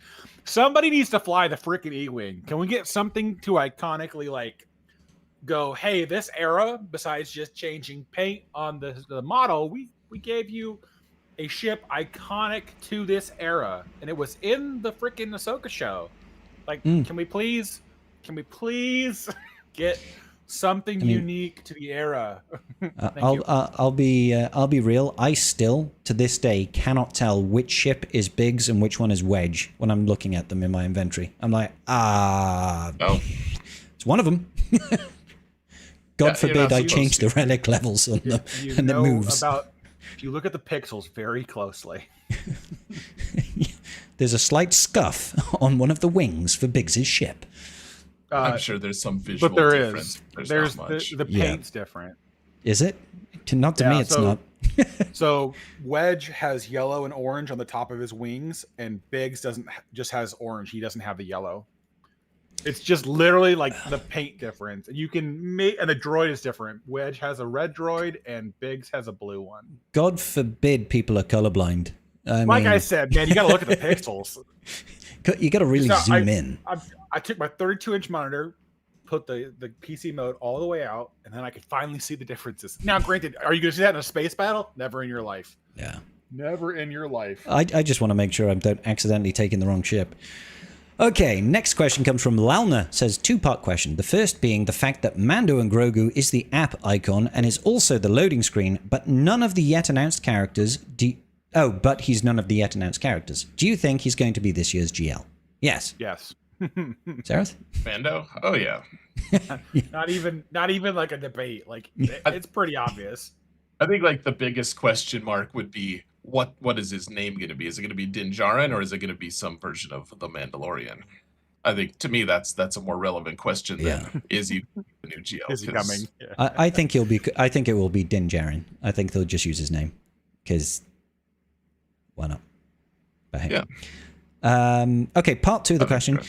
With the fact that CG have said that some of the New Republic era characters will be needed for this year's GL, do you think that any of the New Republic era characters will be used on the GL's team, as CG really tend to make GL Rex not be tied up into the GL in some way? I'm personally thinking that Rotter could be part of the intended GL team. My reason for thinking that is because of how... Otherwise, I don't know where Rotter's team will go. Well, nobody does because we don't see any of his kit yet.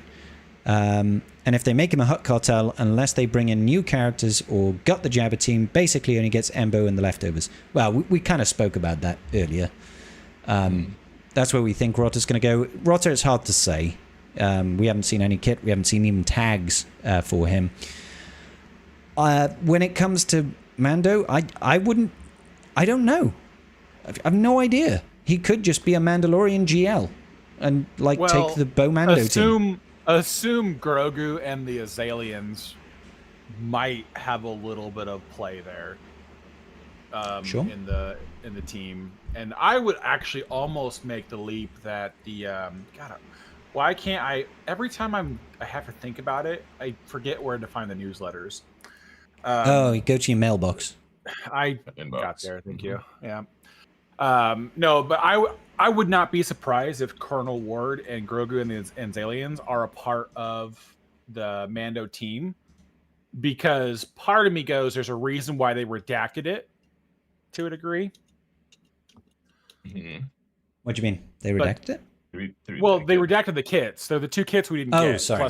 plus Rada, right? So there has to be a reason for it. Otherwise, why not just tell us or show us the kits? Yeah. On the particular characters. But those are the two that I could see having maybe a possibility of being played somewhere else besides like the New Republic team. Because ironically, we really, unless they all get the New Republic tag, which is possible that all 5 of those units get the New Republic tag, I would actually almost say, because of how much they talk about it in the little blurb with Grogu, that he would have it as well, that they will all have it, but we might have a split on how they get used. So it could go either direction, but I wouldn't be surprised if potentially Colonel Ward and Grogu and Azalians get lumped in with the Mando team. Yeah. But I can't see Teva or Zeb or R5. Maybe Zeb, but the other Teva and R5, I don't see it getting in there, but we'll see. Otherwise, they've just got too many characters coming out and not enough places on the team. And Rada, I really feel like he's going to be a Hutt Cartel lifter for old Hutt Cartel units. Yeah, I think that there's a possibility. I'm a little bit different. Like, I just don't think that it's a for sure thing that Rada is going to be Hutt Cartel. Like, maybe he will be. I think there's a great chance, but I think there's also the chance that they just have him be either a new tag or part of a different. Like, in my mind, it seems like in the movie, like, are they pitting Boba or not Boba? That they're pitting Mando against Rada, Mando and they're at the and Coliseum, Boba. like. To me, it seems like that maybe they'll have a tag that's that from that. Like, they'll both be Pit maybe fighter. they'll both be mercenaries. Maybe they'll Yeah. just be pit fighters or something. You know, like some kind of new tag, and you know, they just add a couple other characters from around our rosters to have those tags or something. I don't really know, but it seems to me like there's a lot of possibility for Mando and Rada the Hutt to actually be on the same team as each other.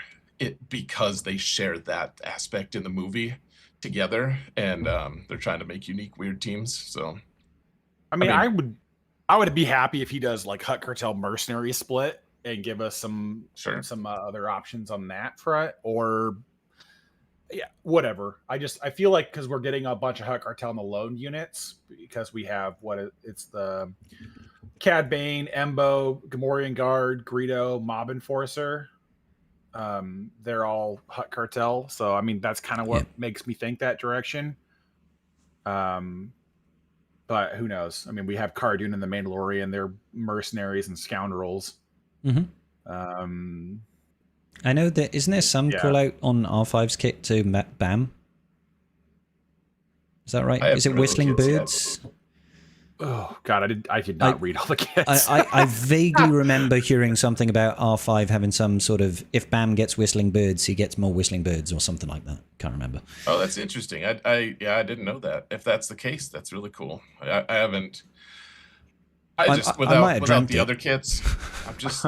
There's been so much other data to kind of just try to soak in. Like, to me, the kits are the least important part, because then, like, I'm gonna have to learn the kits anyways because of Coliseum. So you have 12 weeks to sort out the kits. Like, you don't have to do it day one. No, it's like you can do a kit reveal as each kit becomes a marquee every 2 weeks. It's like it's not that pressing. Yeah. Let's see. In chat, Drex posted, let's see, whenever R5D4 inflicts a stack of damage over time, reduce the cooldowns of Bad Motivator by 1, and if the Mandalorian Beskar armor has Whistling Birds, he gains 1 stack of Whistling Birds, max 20. Thank you, Drex. So yeah, there's some BAM synergy with that team, which makes you think that BAM's going to get New Republic tag. But then, what is what's her nuts? Not so what's? Bo, what is she gonna do? She gonna do shit all. Bam's like the damage. But Bo is gonna get GL Mando. GL Mando. Mando goes. One Mando leaves, another one comes in. All right, that's how it works. Yeah. Hey, that's fair enough. Fair enough. Yeah, we could just make the assumption that the new Mando and Grogu is gonna be a Mando leader, and we're just gonna kick Beskar and old Grogu to the side and live our lives. Yeah, it's going to be a great time. It's going to be a great time. I can't wait. All right, let's keep trucking, because it seems like these fucking questions are never ending, dude. They keep going. Yeah, well, they keep getting added. Fuck's sake. All right. They get them faster. Best piece of ash in Fangorn, which is a great name. Sup, Bromingos. What do you call a baby ant with an AK-47? It's infantry. Oh my fucking god. Oh my god. Oh no. Infantry. Infantry, yeah. It's infantry. Oh my god. If you could design a GL or a new ship ult, what would you make it do? Lastly, pull thy twig. Design a ship or GL ult, guys? I mean, I know mine. Yeah, go ahead. Imagine this. Your ship somehow destroys the enemy ship. That's unheard of. Yeah. Crazy, I know.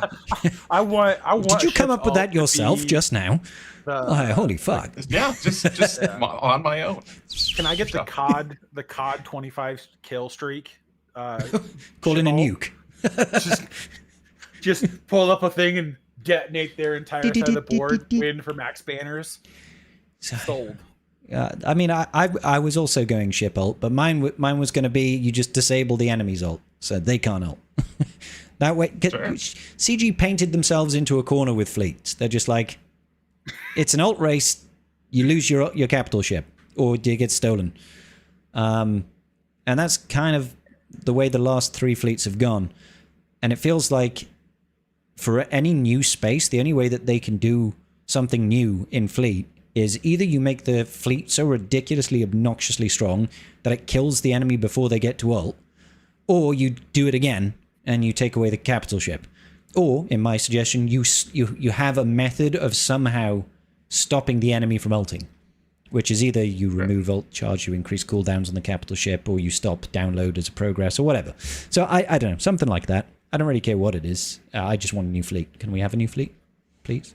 I kind of like that. How about you get a pre-ult like Finalizer has, where you know like that one's like not that great, but like the pre-ult is you just auto kill one just like small ship. Yeah. Initially, so poor Chimera. You just delete the Sith bomber or something. Yeah. B-28. Yeah. Why not? Why not? I mean, gives you enough that seems advantage. like that could skew things a little bit. Yeah, I definitely think it would. Yeah. Okay, cool. Next question then. Next question comes from Nosk. He says, what's your opinion on a fix for Grand Arena being this? They move one ship battle into every section as an additional team, then turn the ship section into the same thing. Also, it's pronounced era, not era. I'm British, damn it. We pronounce it era. Eat my entire ass. Eat my entire era. What do you think, guys? Split out fleets so that there's one fleet in every zone, and remove the fleet zone and replace it with another squad zone with an extra fleet. Well, just remove the fleet zone entirely and put squads there instead. Or but have that one be one map, and we have multiple maps, please. What? Just 1v1 map? Well, like every sector is one team, and there are 20 sectors. Good luck. And there's no scouting for you. You must hope that you plan ahead accordingly. Oh, gosh, dear me. 20 sectors with one. I just think they should do new maps. Like, to me, that would make GAC so much more interesting if they just, stirred it around a little bit. Made it so that fleets sometimes are there, sometimes not, and then. I mean, for a long time, remember, they used to give us like our calendar, and they'd always include like with ships at the, like they'd talk about the GAC and they'd be like 5v5 with ships, because it used to be way back in the day. Some of the maps, we had different maps. We didn't always have fleets every single GAC match. I totally forgot about that. I totally forgot about the days where there were no fleets in GAC. Yeah. Yeah, that's crazy. They could totally do that. I miss those days. Yeah. To be honest with you, I mean, I would like to have more battles in general. I get why they don't want to just keep making the board bigger and bigger, but where I'm at in the game, the only way to tax one's ability to clear my board is by taxing your resources. And the only way we can do that presently in the game is by, having more for you to fight. It's like, so if we could do a game mode where you have to do an additional like 3 or 4 battles, that might seriously upend somebody's ability to clear me that's fighting up a couple million GP versus what we have presently. So I could go either way, to be honest with you, but I would just rather have them add more ground battles. I wouldn't mind fleet going away, but fleets, just because the meta change is so slow that the advantage is there for a short time. And then as everyone catches up, it doesn't matter anymore. It just becomes the same fight every time, because people don't want to risk not being able to clear fleet. So it's goes stale very quickly. Yeah.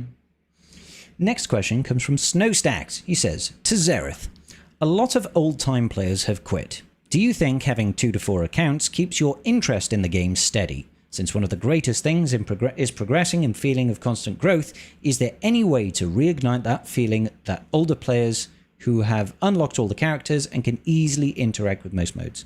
What keeps it interesting for you, Xerath? Oh, great. I feel singled out, but I mean, because I am being singled out. It was, I mean, I said it earlier. I think the greatest enjoyment I have in this game currently is in my newer account. Like my Prevail Man account, that's my middle. Like I have 3 accounts. Prevail Man is getting to the point now where I've gotten most of. I accidentally unlocked a GL the other day. I was like, oh, I only have like 4 relics to go. I guess I may as well just complete it, And so that account is less about decision making, though there's still a lot. I mean, I wish that the like old accounts could have that. now. I just for me, the big, like, the really interesting thing for my main account is GAC for sure. Like, there's still a ton of different variations of teams, and now we get to the point where we're just making super teams full of just Yeah. ridiculous, like, hey, I smashed these 3 teams into one. Like, you can do that now because you have that. So to me, and honestly, I know that sometimes the D word, Datacrons, is like a bad word, depending on which circle you're in. But I mean, I think Datacrons have kind of saved the game in terms of like late game play, but because Yeah, I think I'd that agree. it changes the look of GAC instead of having the same old counter. I can understand why a newer account would be like, why do I need Datacrons? Like, because you just unlocked Gas for the first time. Like, you're excited to use him. Like, you've never used him a million times to counter the same exact stupid counter forever since eternity. So I think that Datacrons is as baffling as it is to me sometimes that Datacrons is the thing. I think Datacrons helps capture some of that old decision making magic. And then if you happen to have enough time, if you wanted to make a new account, you don't have to spend money on it either. It's True. new player stuff is just so interesting to me right now. So It's very fast. It's very fast. It's like it used to be like 3 months to get to 85, and now you can do it in like 6 days or something crazy like that. It's so quick. They've done a lot. spend $10 for the hyperdrive bundle, Yeah, and you can immediately do GAC right like the next time signups Yeah. are up. yeah. I mean, it'd be a pretty scary experience, but yeah, you'd have no mods, and you'd be like, this guy has got 9 million GP. What? But that's a completely separate issue. I know you're coming from there. Yeah, no, you're right. It's a whole mess. Yeah. The GAC matchmaking in early game is still just atrocious. It's so bad. God awful. God awful. Wookie Town asks, Xerath, what do you miss most about Hoth Ski Patrol, and why do you say Wookie Town's TB instruction? Is that a thing? I miss Wookie Town, man. Great dude. Yeah, let's just go with that. I just loved Hot Ski Patrol was a lot of fun. I think the thing I liked most about it was just like there was a lot of just like casually enormous high-end accounts there that like people were just pretty content with not overachieving on stuff. Like I can respect that a lot. Like it was as a place that like I just TW I have a lot of frustrations with, especially because my time is limited and it's the only game mode where you are required to be available for like a ton of different time, added in a ton of different time periods throughout the day. So, and we could talk forever about TW issues, but being in a high-end guild that does really well in like the PvE stuff where you get the really great rewards and then everyone collectively just says meh to TW, that's nice. And I liked how irreverent everyone was there. It's pretty fun. Cool. Good guild. Thank you, Wookie Town. It's a good question. Inspector IP says, favorite constable in the game and in real life? I don't know any constables in real life. I know a bunch of cunts, but no constables. Yeah, I don't know any of them myself. It's hard to say in Real game. life constables.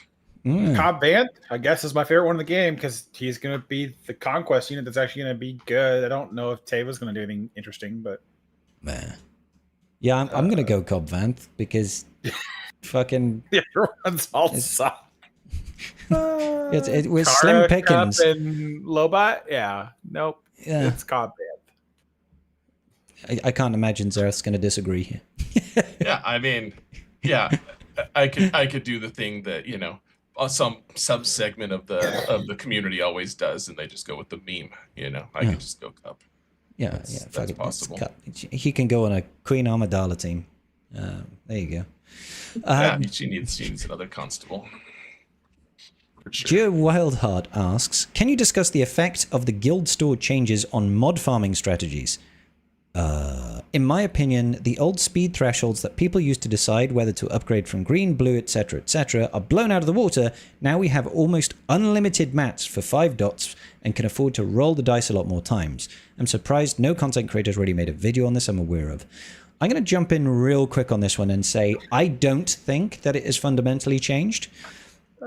For me, the 6E to 6A slicing is still incredibly restrictive. That even though we got shitloads of micro attenuators to re-roll mods, you still want to have like a 6A mod before you really start slicing it, at least in my opinion. And that's still hard to do. So the only thing that's changed for me is I care less about doing the high-end re-rolls of mods. I'm talking like the 75s, the 100s, even the 150. If it gives me a chance at like a 29 speed secondary mod, I don't mind doing that so much now. Because, you know, the new Pirate King Hondo Smuggler's Run 3 gives you so many micro attenuators that it's freaking sick. But there's still a real big crunch, as far as I'm concerned, on 6E to 6A mod slicing materials. There's like 2 of them that you just get fuck all of. Yeah, they increased the 5E to A slot in the guild store, so that you get way more of the materials every time the store refreshes.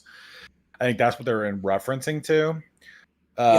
Though the idea that you have unlimited upgrade mats seems just ludicrous to me. That tells me you're not modding hard enough, where you can sit there and go, everything's worth investing in to 5A. Because for me, we went over this last week, but basically when you're going from 5E to 5A, I'll go from 5E to 5D on every mod, because that's from silver to green or gray to green. If it doesn't hit 5 speed and there is no other secondary on that set I want to chase, immediately dumpster it. But then for anything else, it's like blues and greens, I'll only take up to the corresponding next level if they're already a 10. You know, and then from purples I don't really take up unless they're sitting at 11, or I want to roll dice on it and I got some extra mod materials laying around. But, you know, for a lot of it, it's like all you're going to end up doing is wasting more materials on shittier mods. You need to farm more, and then you can worry about the game of getting them from 5E to 5A, because you just need to constantly keep spinning up the mod farming, and then take those up, batch upgrade them, and then just keep moving through them. But I don't think it changes the thresholds for a lot of content creators. You're still going to limit yourself on what you're taking that far, because the resources are still not that plentiful where you can kind of do whatever. But, you know, there's no reason why you should wind up with a 5A mod that only has 1 speed roll. Like, you've over invested at that point. It's going to be unless you need like a mod for Canderous who doesn't give a shit about his speed at all. You're just, the characters that need that is so minimal. What's your thoughts, Zareth? Have you changed approach to slicing?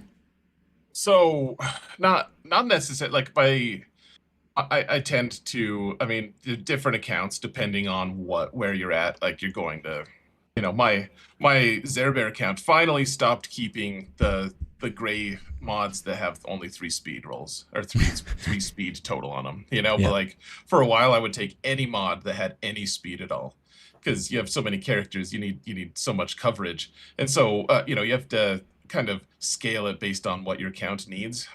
For the one change that I have made recently, and I did make a video about this actually, is changing which node you farm on. Like if you just have extra mod energy, and I mean, we all have those times where we're just like, look, I can't farm mods right now. Like I've got too much going on. I'm just gonna dump it into a mod upgrade materials. Like instead of my default used to be 2C.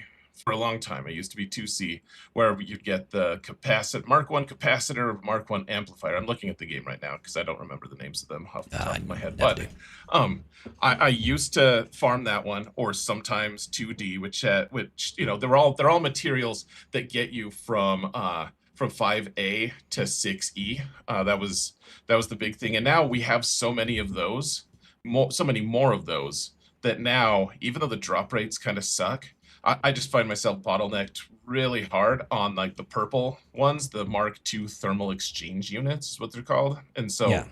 for me, that's the one I throw all my extra mod energy into. That's been my Okay. biggest shift, honestly, is Yeah. shifting which node I farm.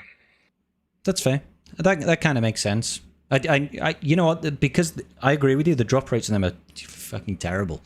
So I never farm that because it always feels disappointing. Like I spend three energy refreshes on here and I got 1. Like, Sure. and I need like 25 for that mud slice that I want to do. Like, shit. Oh, But and to be it makes clear, sense, if you're in a space where you want to do mod refreshes, there are better ways to spend your energy than that node. yeah. That's the throw away energy so I don't waste it node. Yeah. To me. Yeah. And I actually don't even I've mastered the art of not even looking to see what I drop. So it's wonderful for me. I'm just like, I could have gotten the perfect roll. I don't know, or I could have gotten nothing. I actually have no idea. I've managed to master the art of doing that with Leia's GL event. You know, the one on the forest, the one that gives you the Ewoks and maybe 3 Omicrons if you're really lucky. I've gotten really good at just hitting sim and turning it off before my blood pressure rises. Because fuck that event. Stupid. If any quality of life we could get in the next era, that would be like top 3 for me. Is the Leia rewards for her tier 3 getting reworked to being anything worth a damn. Yeah. I still to this day cannot understand how that made it out the door. And people will totally get Leia just for this. And I'm like, yeah. I trip in this game and probably pick up better rewards. Yeah. So Jir has a follow-up question. He says, what can be done to improve the mod environment? Because as it stands, dealing with it is fucking tedious. That's the point. Like, I don't want to be a complete asshat about it, but like the whole point of the mod environment is to be tedious, because that's where the sweaty people make the difference in their accounts and how effective that they can be with things. So I don't see them changing that too much. I think it's intentional to be, you know, a huge RNG fest and to be a place to just spend your time and your money on making your characters and account better by investing into those resources. Mm-hmm. Okay. Yeah, I don't think there's much way to mitigate it. I'll just reiterate the what we had talked about before. I think modding is what makes this game really interesting. Like to me, that's, yes, it can be tedious at times, but and even going outside of this game, if you look at other games, they all have modding systems. They're not called mods, but equipments or equipment, artifacts, etc. Mm-hmm. You're gonna find it in every game, and that's because people can customize their characters. Like, they can make them unique to what they are doing, and I think it's a great thing. They could probably streamline things somehow. I'm not the guy to ask for that though, or how to do that though. Okay. We've got so many more questions, but because we've already gone on for 2 hours, I'm going to say we're going to do 3 more. So apologies to people in the chat. I'm very conscious of the fact that we're taking up Zareth's evening here or afternoon, and I want to not stay here for another hour. So I'm going to do 3 more questions out of our question section. So apologies for this, guys. Just so that we can get cracking, okay? So the next question I'll do is from Fear Itself, and he says, where the fuck is the Satil Shan FDC, or at least a level 9 for the member of her squad? Every new character always gets a powerful cron. It always makes it much harder to judge how bad a character really is. I don't know how to feel about CG not giving their latest Conquest character any love from a cron. Any thoughts, gents? I mean, I agree. I was assuming we would have gotten one. I don't know why they gave us a Luminara Cron when we already have the GR faction as the regular Cron set. But whatever. I mean, like you've discussed and we've discussed before, it's not every Cron. It's just most of the time. It's like 90% of the time they do it, and every once in a while they don't. And this is one of the times they didn't. So here we be. Probably because it didn't line up with what they wanted to do for the era. They probably wanted to make the era feel more enticing and have it highlight factions that people are much more enthused about. Hence why it's Sith and Galactic Republic Maybe it's a slight tilt to the hat to the fact that a year ago was the Order 66 raid, and that was the factions at play. So who knows? But I mean, here we are. We don't have one. We move on. Thoughts, Zareth? Would you like a Satil FDC?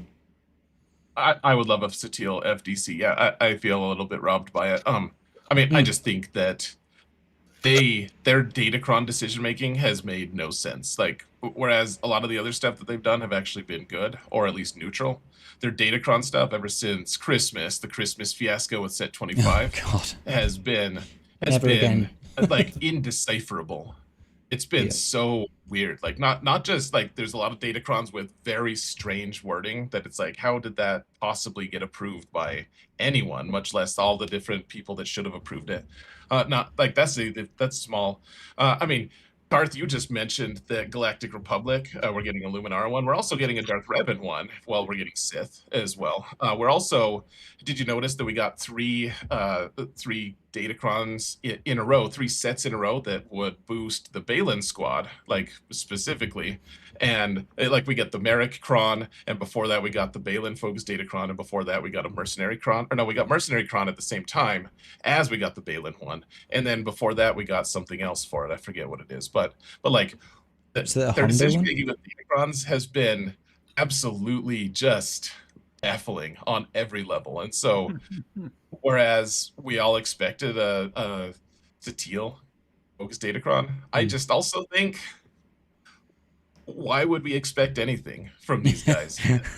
A little bit chaotic, a little bit chaotic at the minute when it comes to those. I fully expected us to get an FDC, but you know, I do freely admit that it doesn't. We don't always get an FDC, and we don't always get a Datacron that directly fits, and it's not always straight away. So we might get one in like 2 months randomly for some reason. I don't know. You know, it could still happen, and you know, as much as I'd like one, I do also think that she's actually really flipping good anyway, without having one. I had the same feeling about, because Ezra Bridger Exile never got a Datacron with his name on it. We had Spectre Datacrons, but there was not like a tier for Ezra. And I was like, thank goodness for that, because he's already fucking, you know, he's already obnoxious as all hell. I don't need to give him a level 12 that, or a level 15 that just like Ezra he starts with 50 stacks of Purgle Migration. There it is. Purgle Migration. Just immediately starts the turn with, hey, by the way, you're all ability blocked. Yeah. And I get a bonus turn. Or something like that. So, you know, would it be nice? Yeah, it would be nice. But I think people are just upset because with the next set that dusts here in another week of GAC goes the 25% turn meter, which is what a lot of people are relying on for Satil to counter a lot of what she counters. And so I think a lot of people are feeling disenfranchised a little bit on the fact that they are not getting they feel like she's gonna fall flat without it. And so with her not having any real support, at least in what we've been able to play test so far, I think people feel like she's not gonna quite meet the mustard for I'm gonna go out on a limb and say with the 15% health and prot level 3 that we got in this set, I think she's gonna be fine. Like I think she'll do fine too. I think a lot of people are so and I can understand that. That's all I'm trying to get across. It's no, I get that. I think it'll be okay. She's just generally not a defensive one. Okay, so we've got 2 more. Karth, I don't know if there's a question in there that you particularly have a burning desire to answer. Well, because some of these ones we've kind of already done, touched on with previous ones. I was just trying to read through a couple of them. Yeah, I'm going to look through now.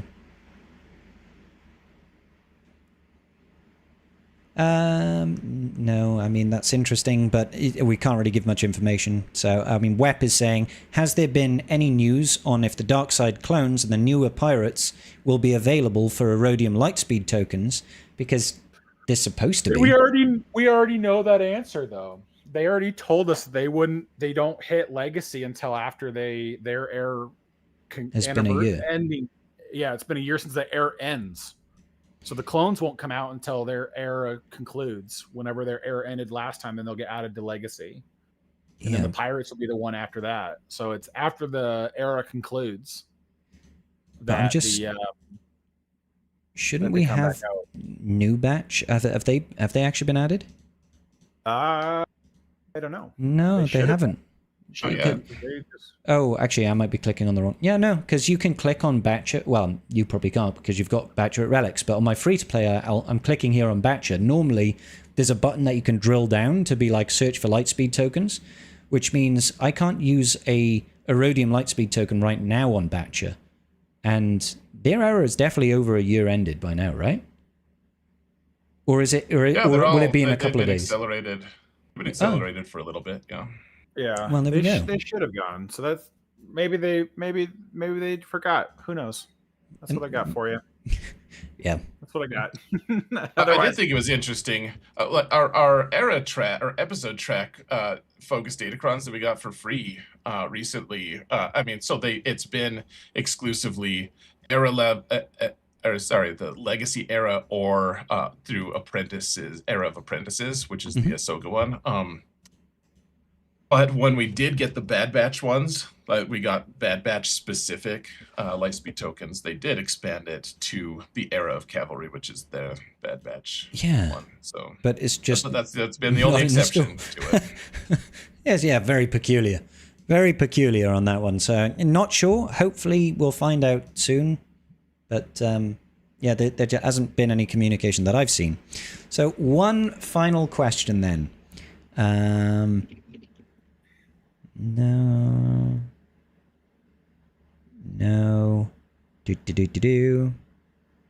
Okay, here we go. Rule of Two asks, outside of a Death Star raid, what would be the most exciting raid in your opinion that CG could bring to the game? Oh God! It's just don't say the Death Star raid, please don't. No, well, that's what they said. The outside of the Death Star 2 raid. Nailed it. I don't know. I'm trying to think through some of the events of the New Republic. I mean, they could have a funny kind of like ground battle of Jakku type thing where we could play with the New Republic forces on Jakku and use that as kind of like the scenery for the new raid, but it's hard to say because whatever we do, you're gonna fight basically a small iteration of a fight. You know, Lord Vader with the clones was a change to, you know, fighting the big bad of, you know, basically getting rewards for completing a mechanic. Whereas, you know, the previous raids we'd fought specific things, or, you know, we got dizzy and motion sick on our phones watching scooter bikes. God, yes. But I mean, the most exciting, I don't know. I would love to see some of the old Republic stuff kind of come back. Some of the iconic fights from there, you know, like fighting Darth Nihilus on the bridge of his ship, or fighting. I guess the Traya raid already kind of exists, so that's the end of that particular one on Malachor. I mean, just reinforces that the Heroic Sith raid was the best raid ever. I mean, it was pretty good. It was pretty good. It was the last one I enjoyed. Yeah, I enjoyed the Jedi Anakin Night Sister cheese in Phase 2. That was good. That was like when I was first got into like an actual guild. I found out about that team and bum rushed farming it because that was the only way our guild was able to finish the raid. Was I was able to solo Phase 2 by myself and take the 20 minutes to do it because nobody else would invest in the team, and so I was able to solo the entire phase, and then we were able to power through the remaining phases with what the guild could bring to it.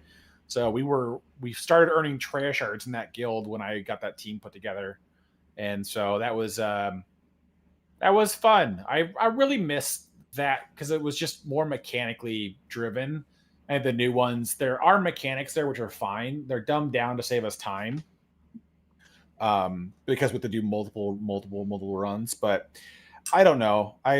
There's a whole bunch of things you could go back and forth on mechanics, but or battles. I don't know. Take an iconic battle, iconic creature, and we'll just throw rocks at it until we get our max score.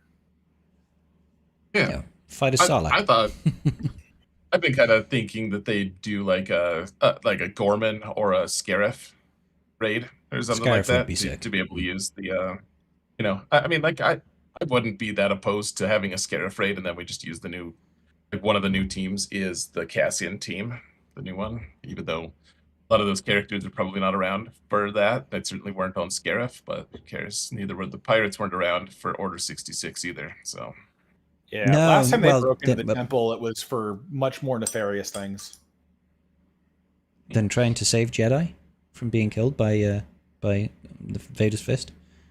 Pirates aren't there to save the Jedi. They're there to waste Lord Vader's time. Yeah, they are there to collect the valuables that are living unattended while the murder spree is happening. Yeah, you don't have time for this. What does he say? I don't have time for this, and then just walks off. You're like, bitch, I wasn't done with you. Yeah, you sit there the whole raid, then you don't do nothing. Come on, man. Yeah, I don't know when it comes to a raid. I like big beasties. So for me, being able to fight, you know, something big, like give us I don't know, some Terran Tedics, give us a Sarlacc pit. Yeah, you know, something big and scary. Cool. Yeah, and then you can find Boba Fett or something. He's inside there just chilling. Not to sidetrack completely, but I'm going to. So to sidetrack completely. I would love for CG to bring the Geonosian Coliseum units to the Era Coliseum. Like we already have bosses in the game. Like just do the same thing. Like they just need mechanics behind it. But like there's 3 bosses right there we could be fighting and at least mix it in, or we could fight all 3 of them at the same time and we could make that the boss for a day. But man, I like some of those more iconic feeling scenes, and that's one of them. It'd be cool to like have like an arena where you fight like multiple of the Geonosian bosses at the same time. That would be kind of fun. I'll do you one further than that, Karth. I want them as playable units. I want to have an Acklay. I want to have a Nexu. All right, give me more Wampa-esque characters. Fuck yeah. Dude, yeah, and then give us like a Beastmaster so that we can like have him. I've thought for a long time they should release a Beastmaster character to then let Wampa work on like your GAC squad. Yeah, with full Wampa lone rules. It can just be the way Cal like opens the door for us or for Fulcrum Ahsoka to be able to do that in TW. Yeah. Give us that. I'm on board. That would be cool. Yeah. Beast Wrangler class. Beast. Give us an era of beasts. I would love that. Yeah. And hang on. What was the that would be a good raid. The Zillo Beast. Yeah.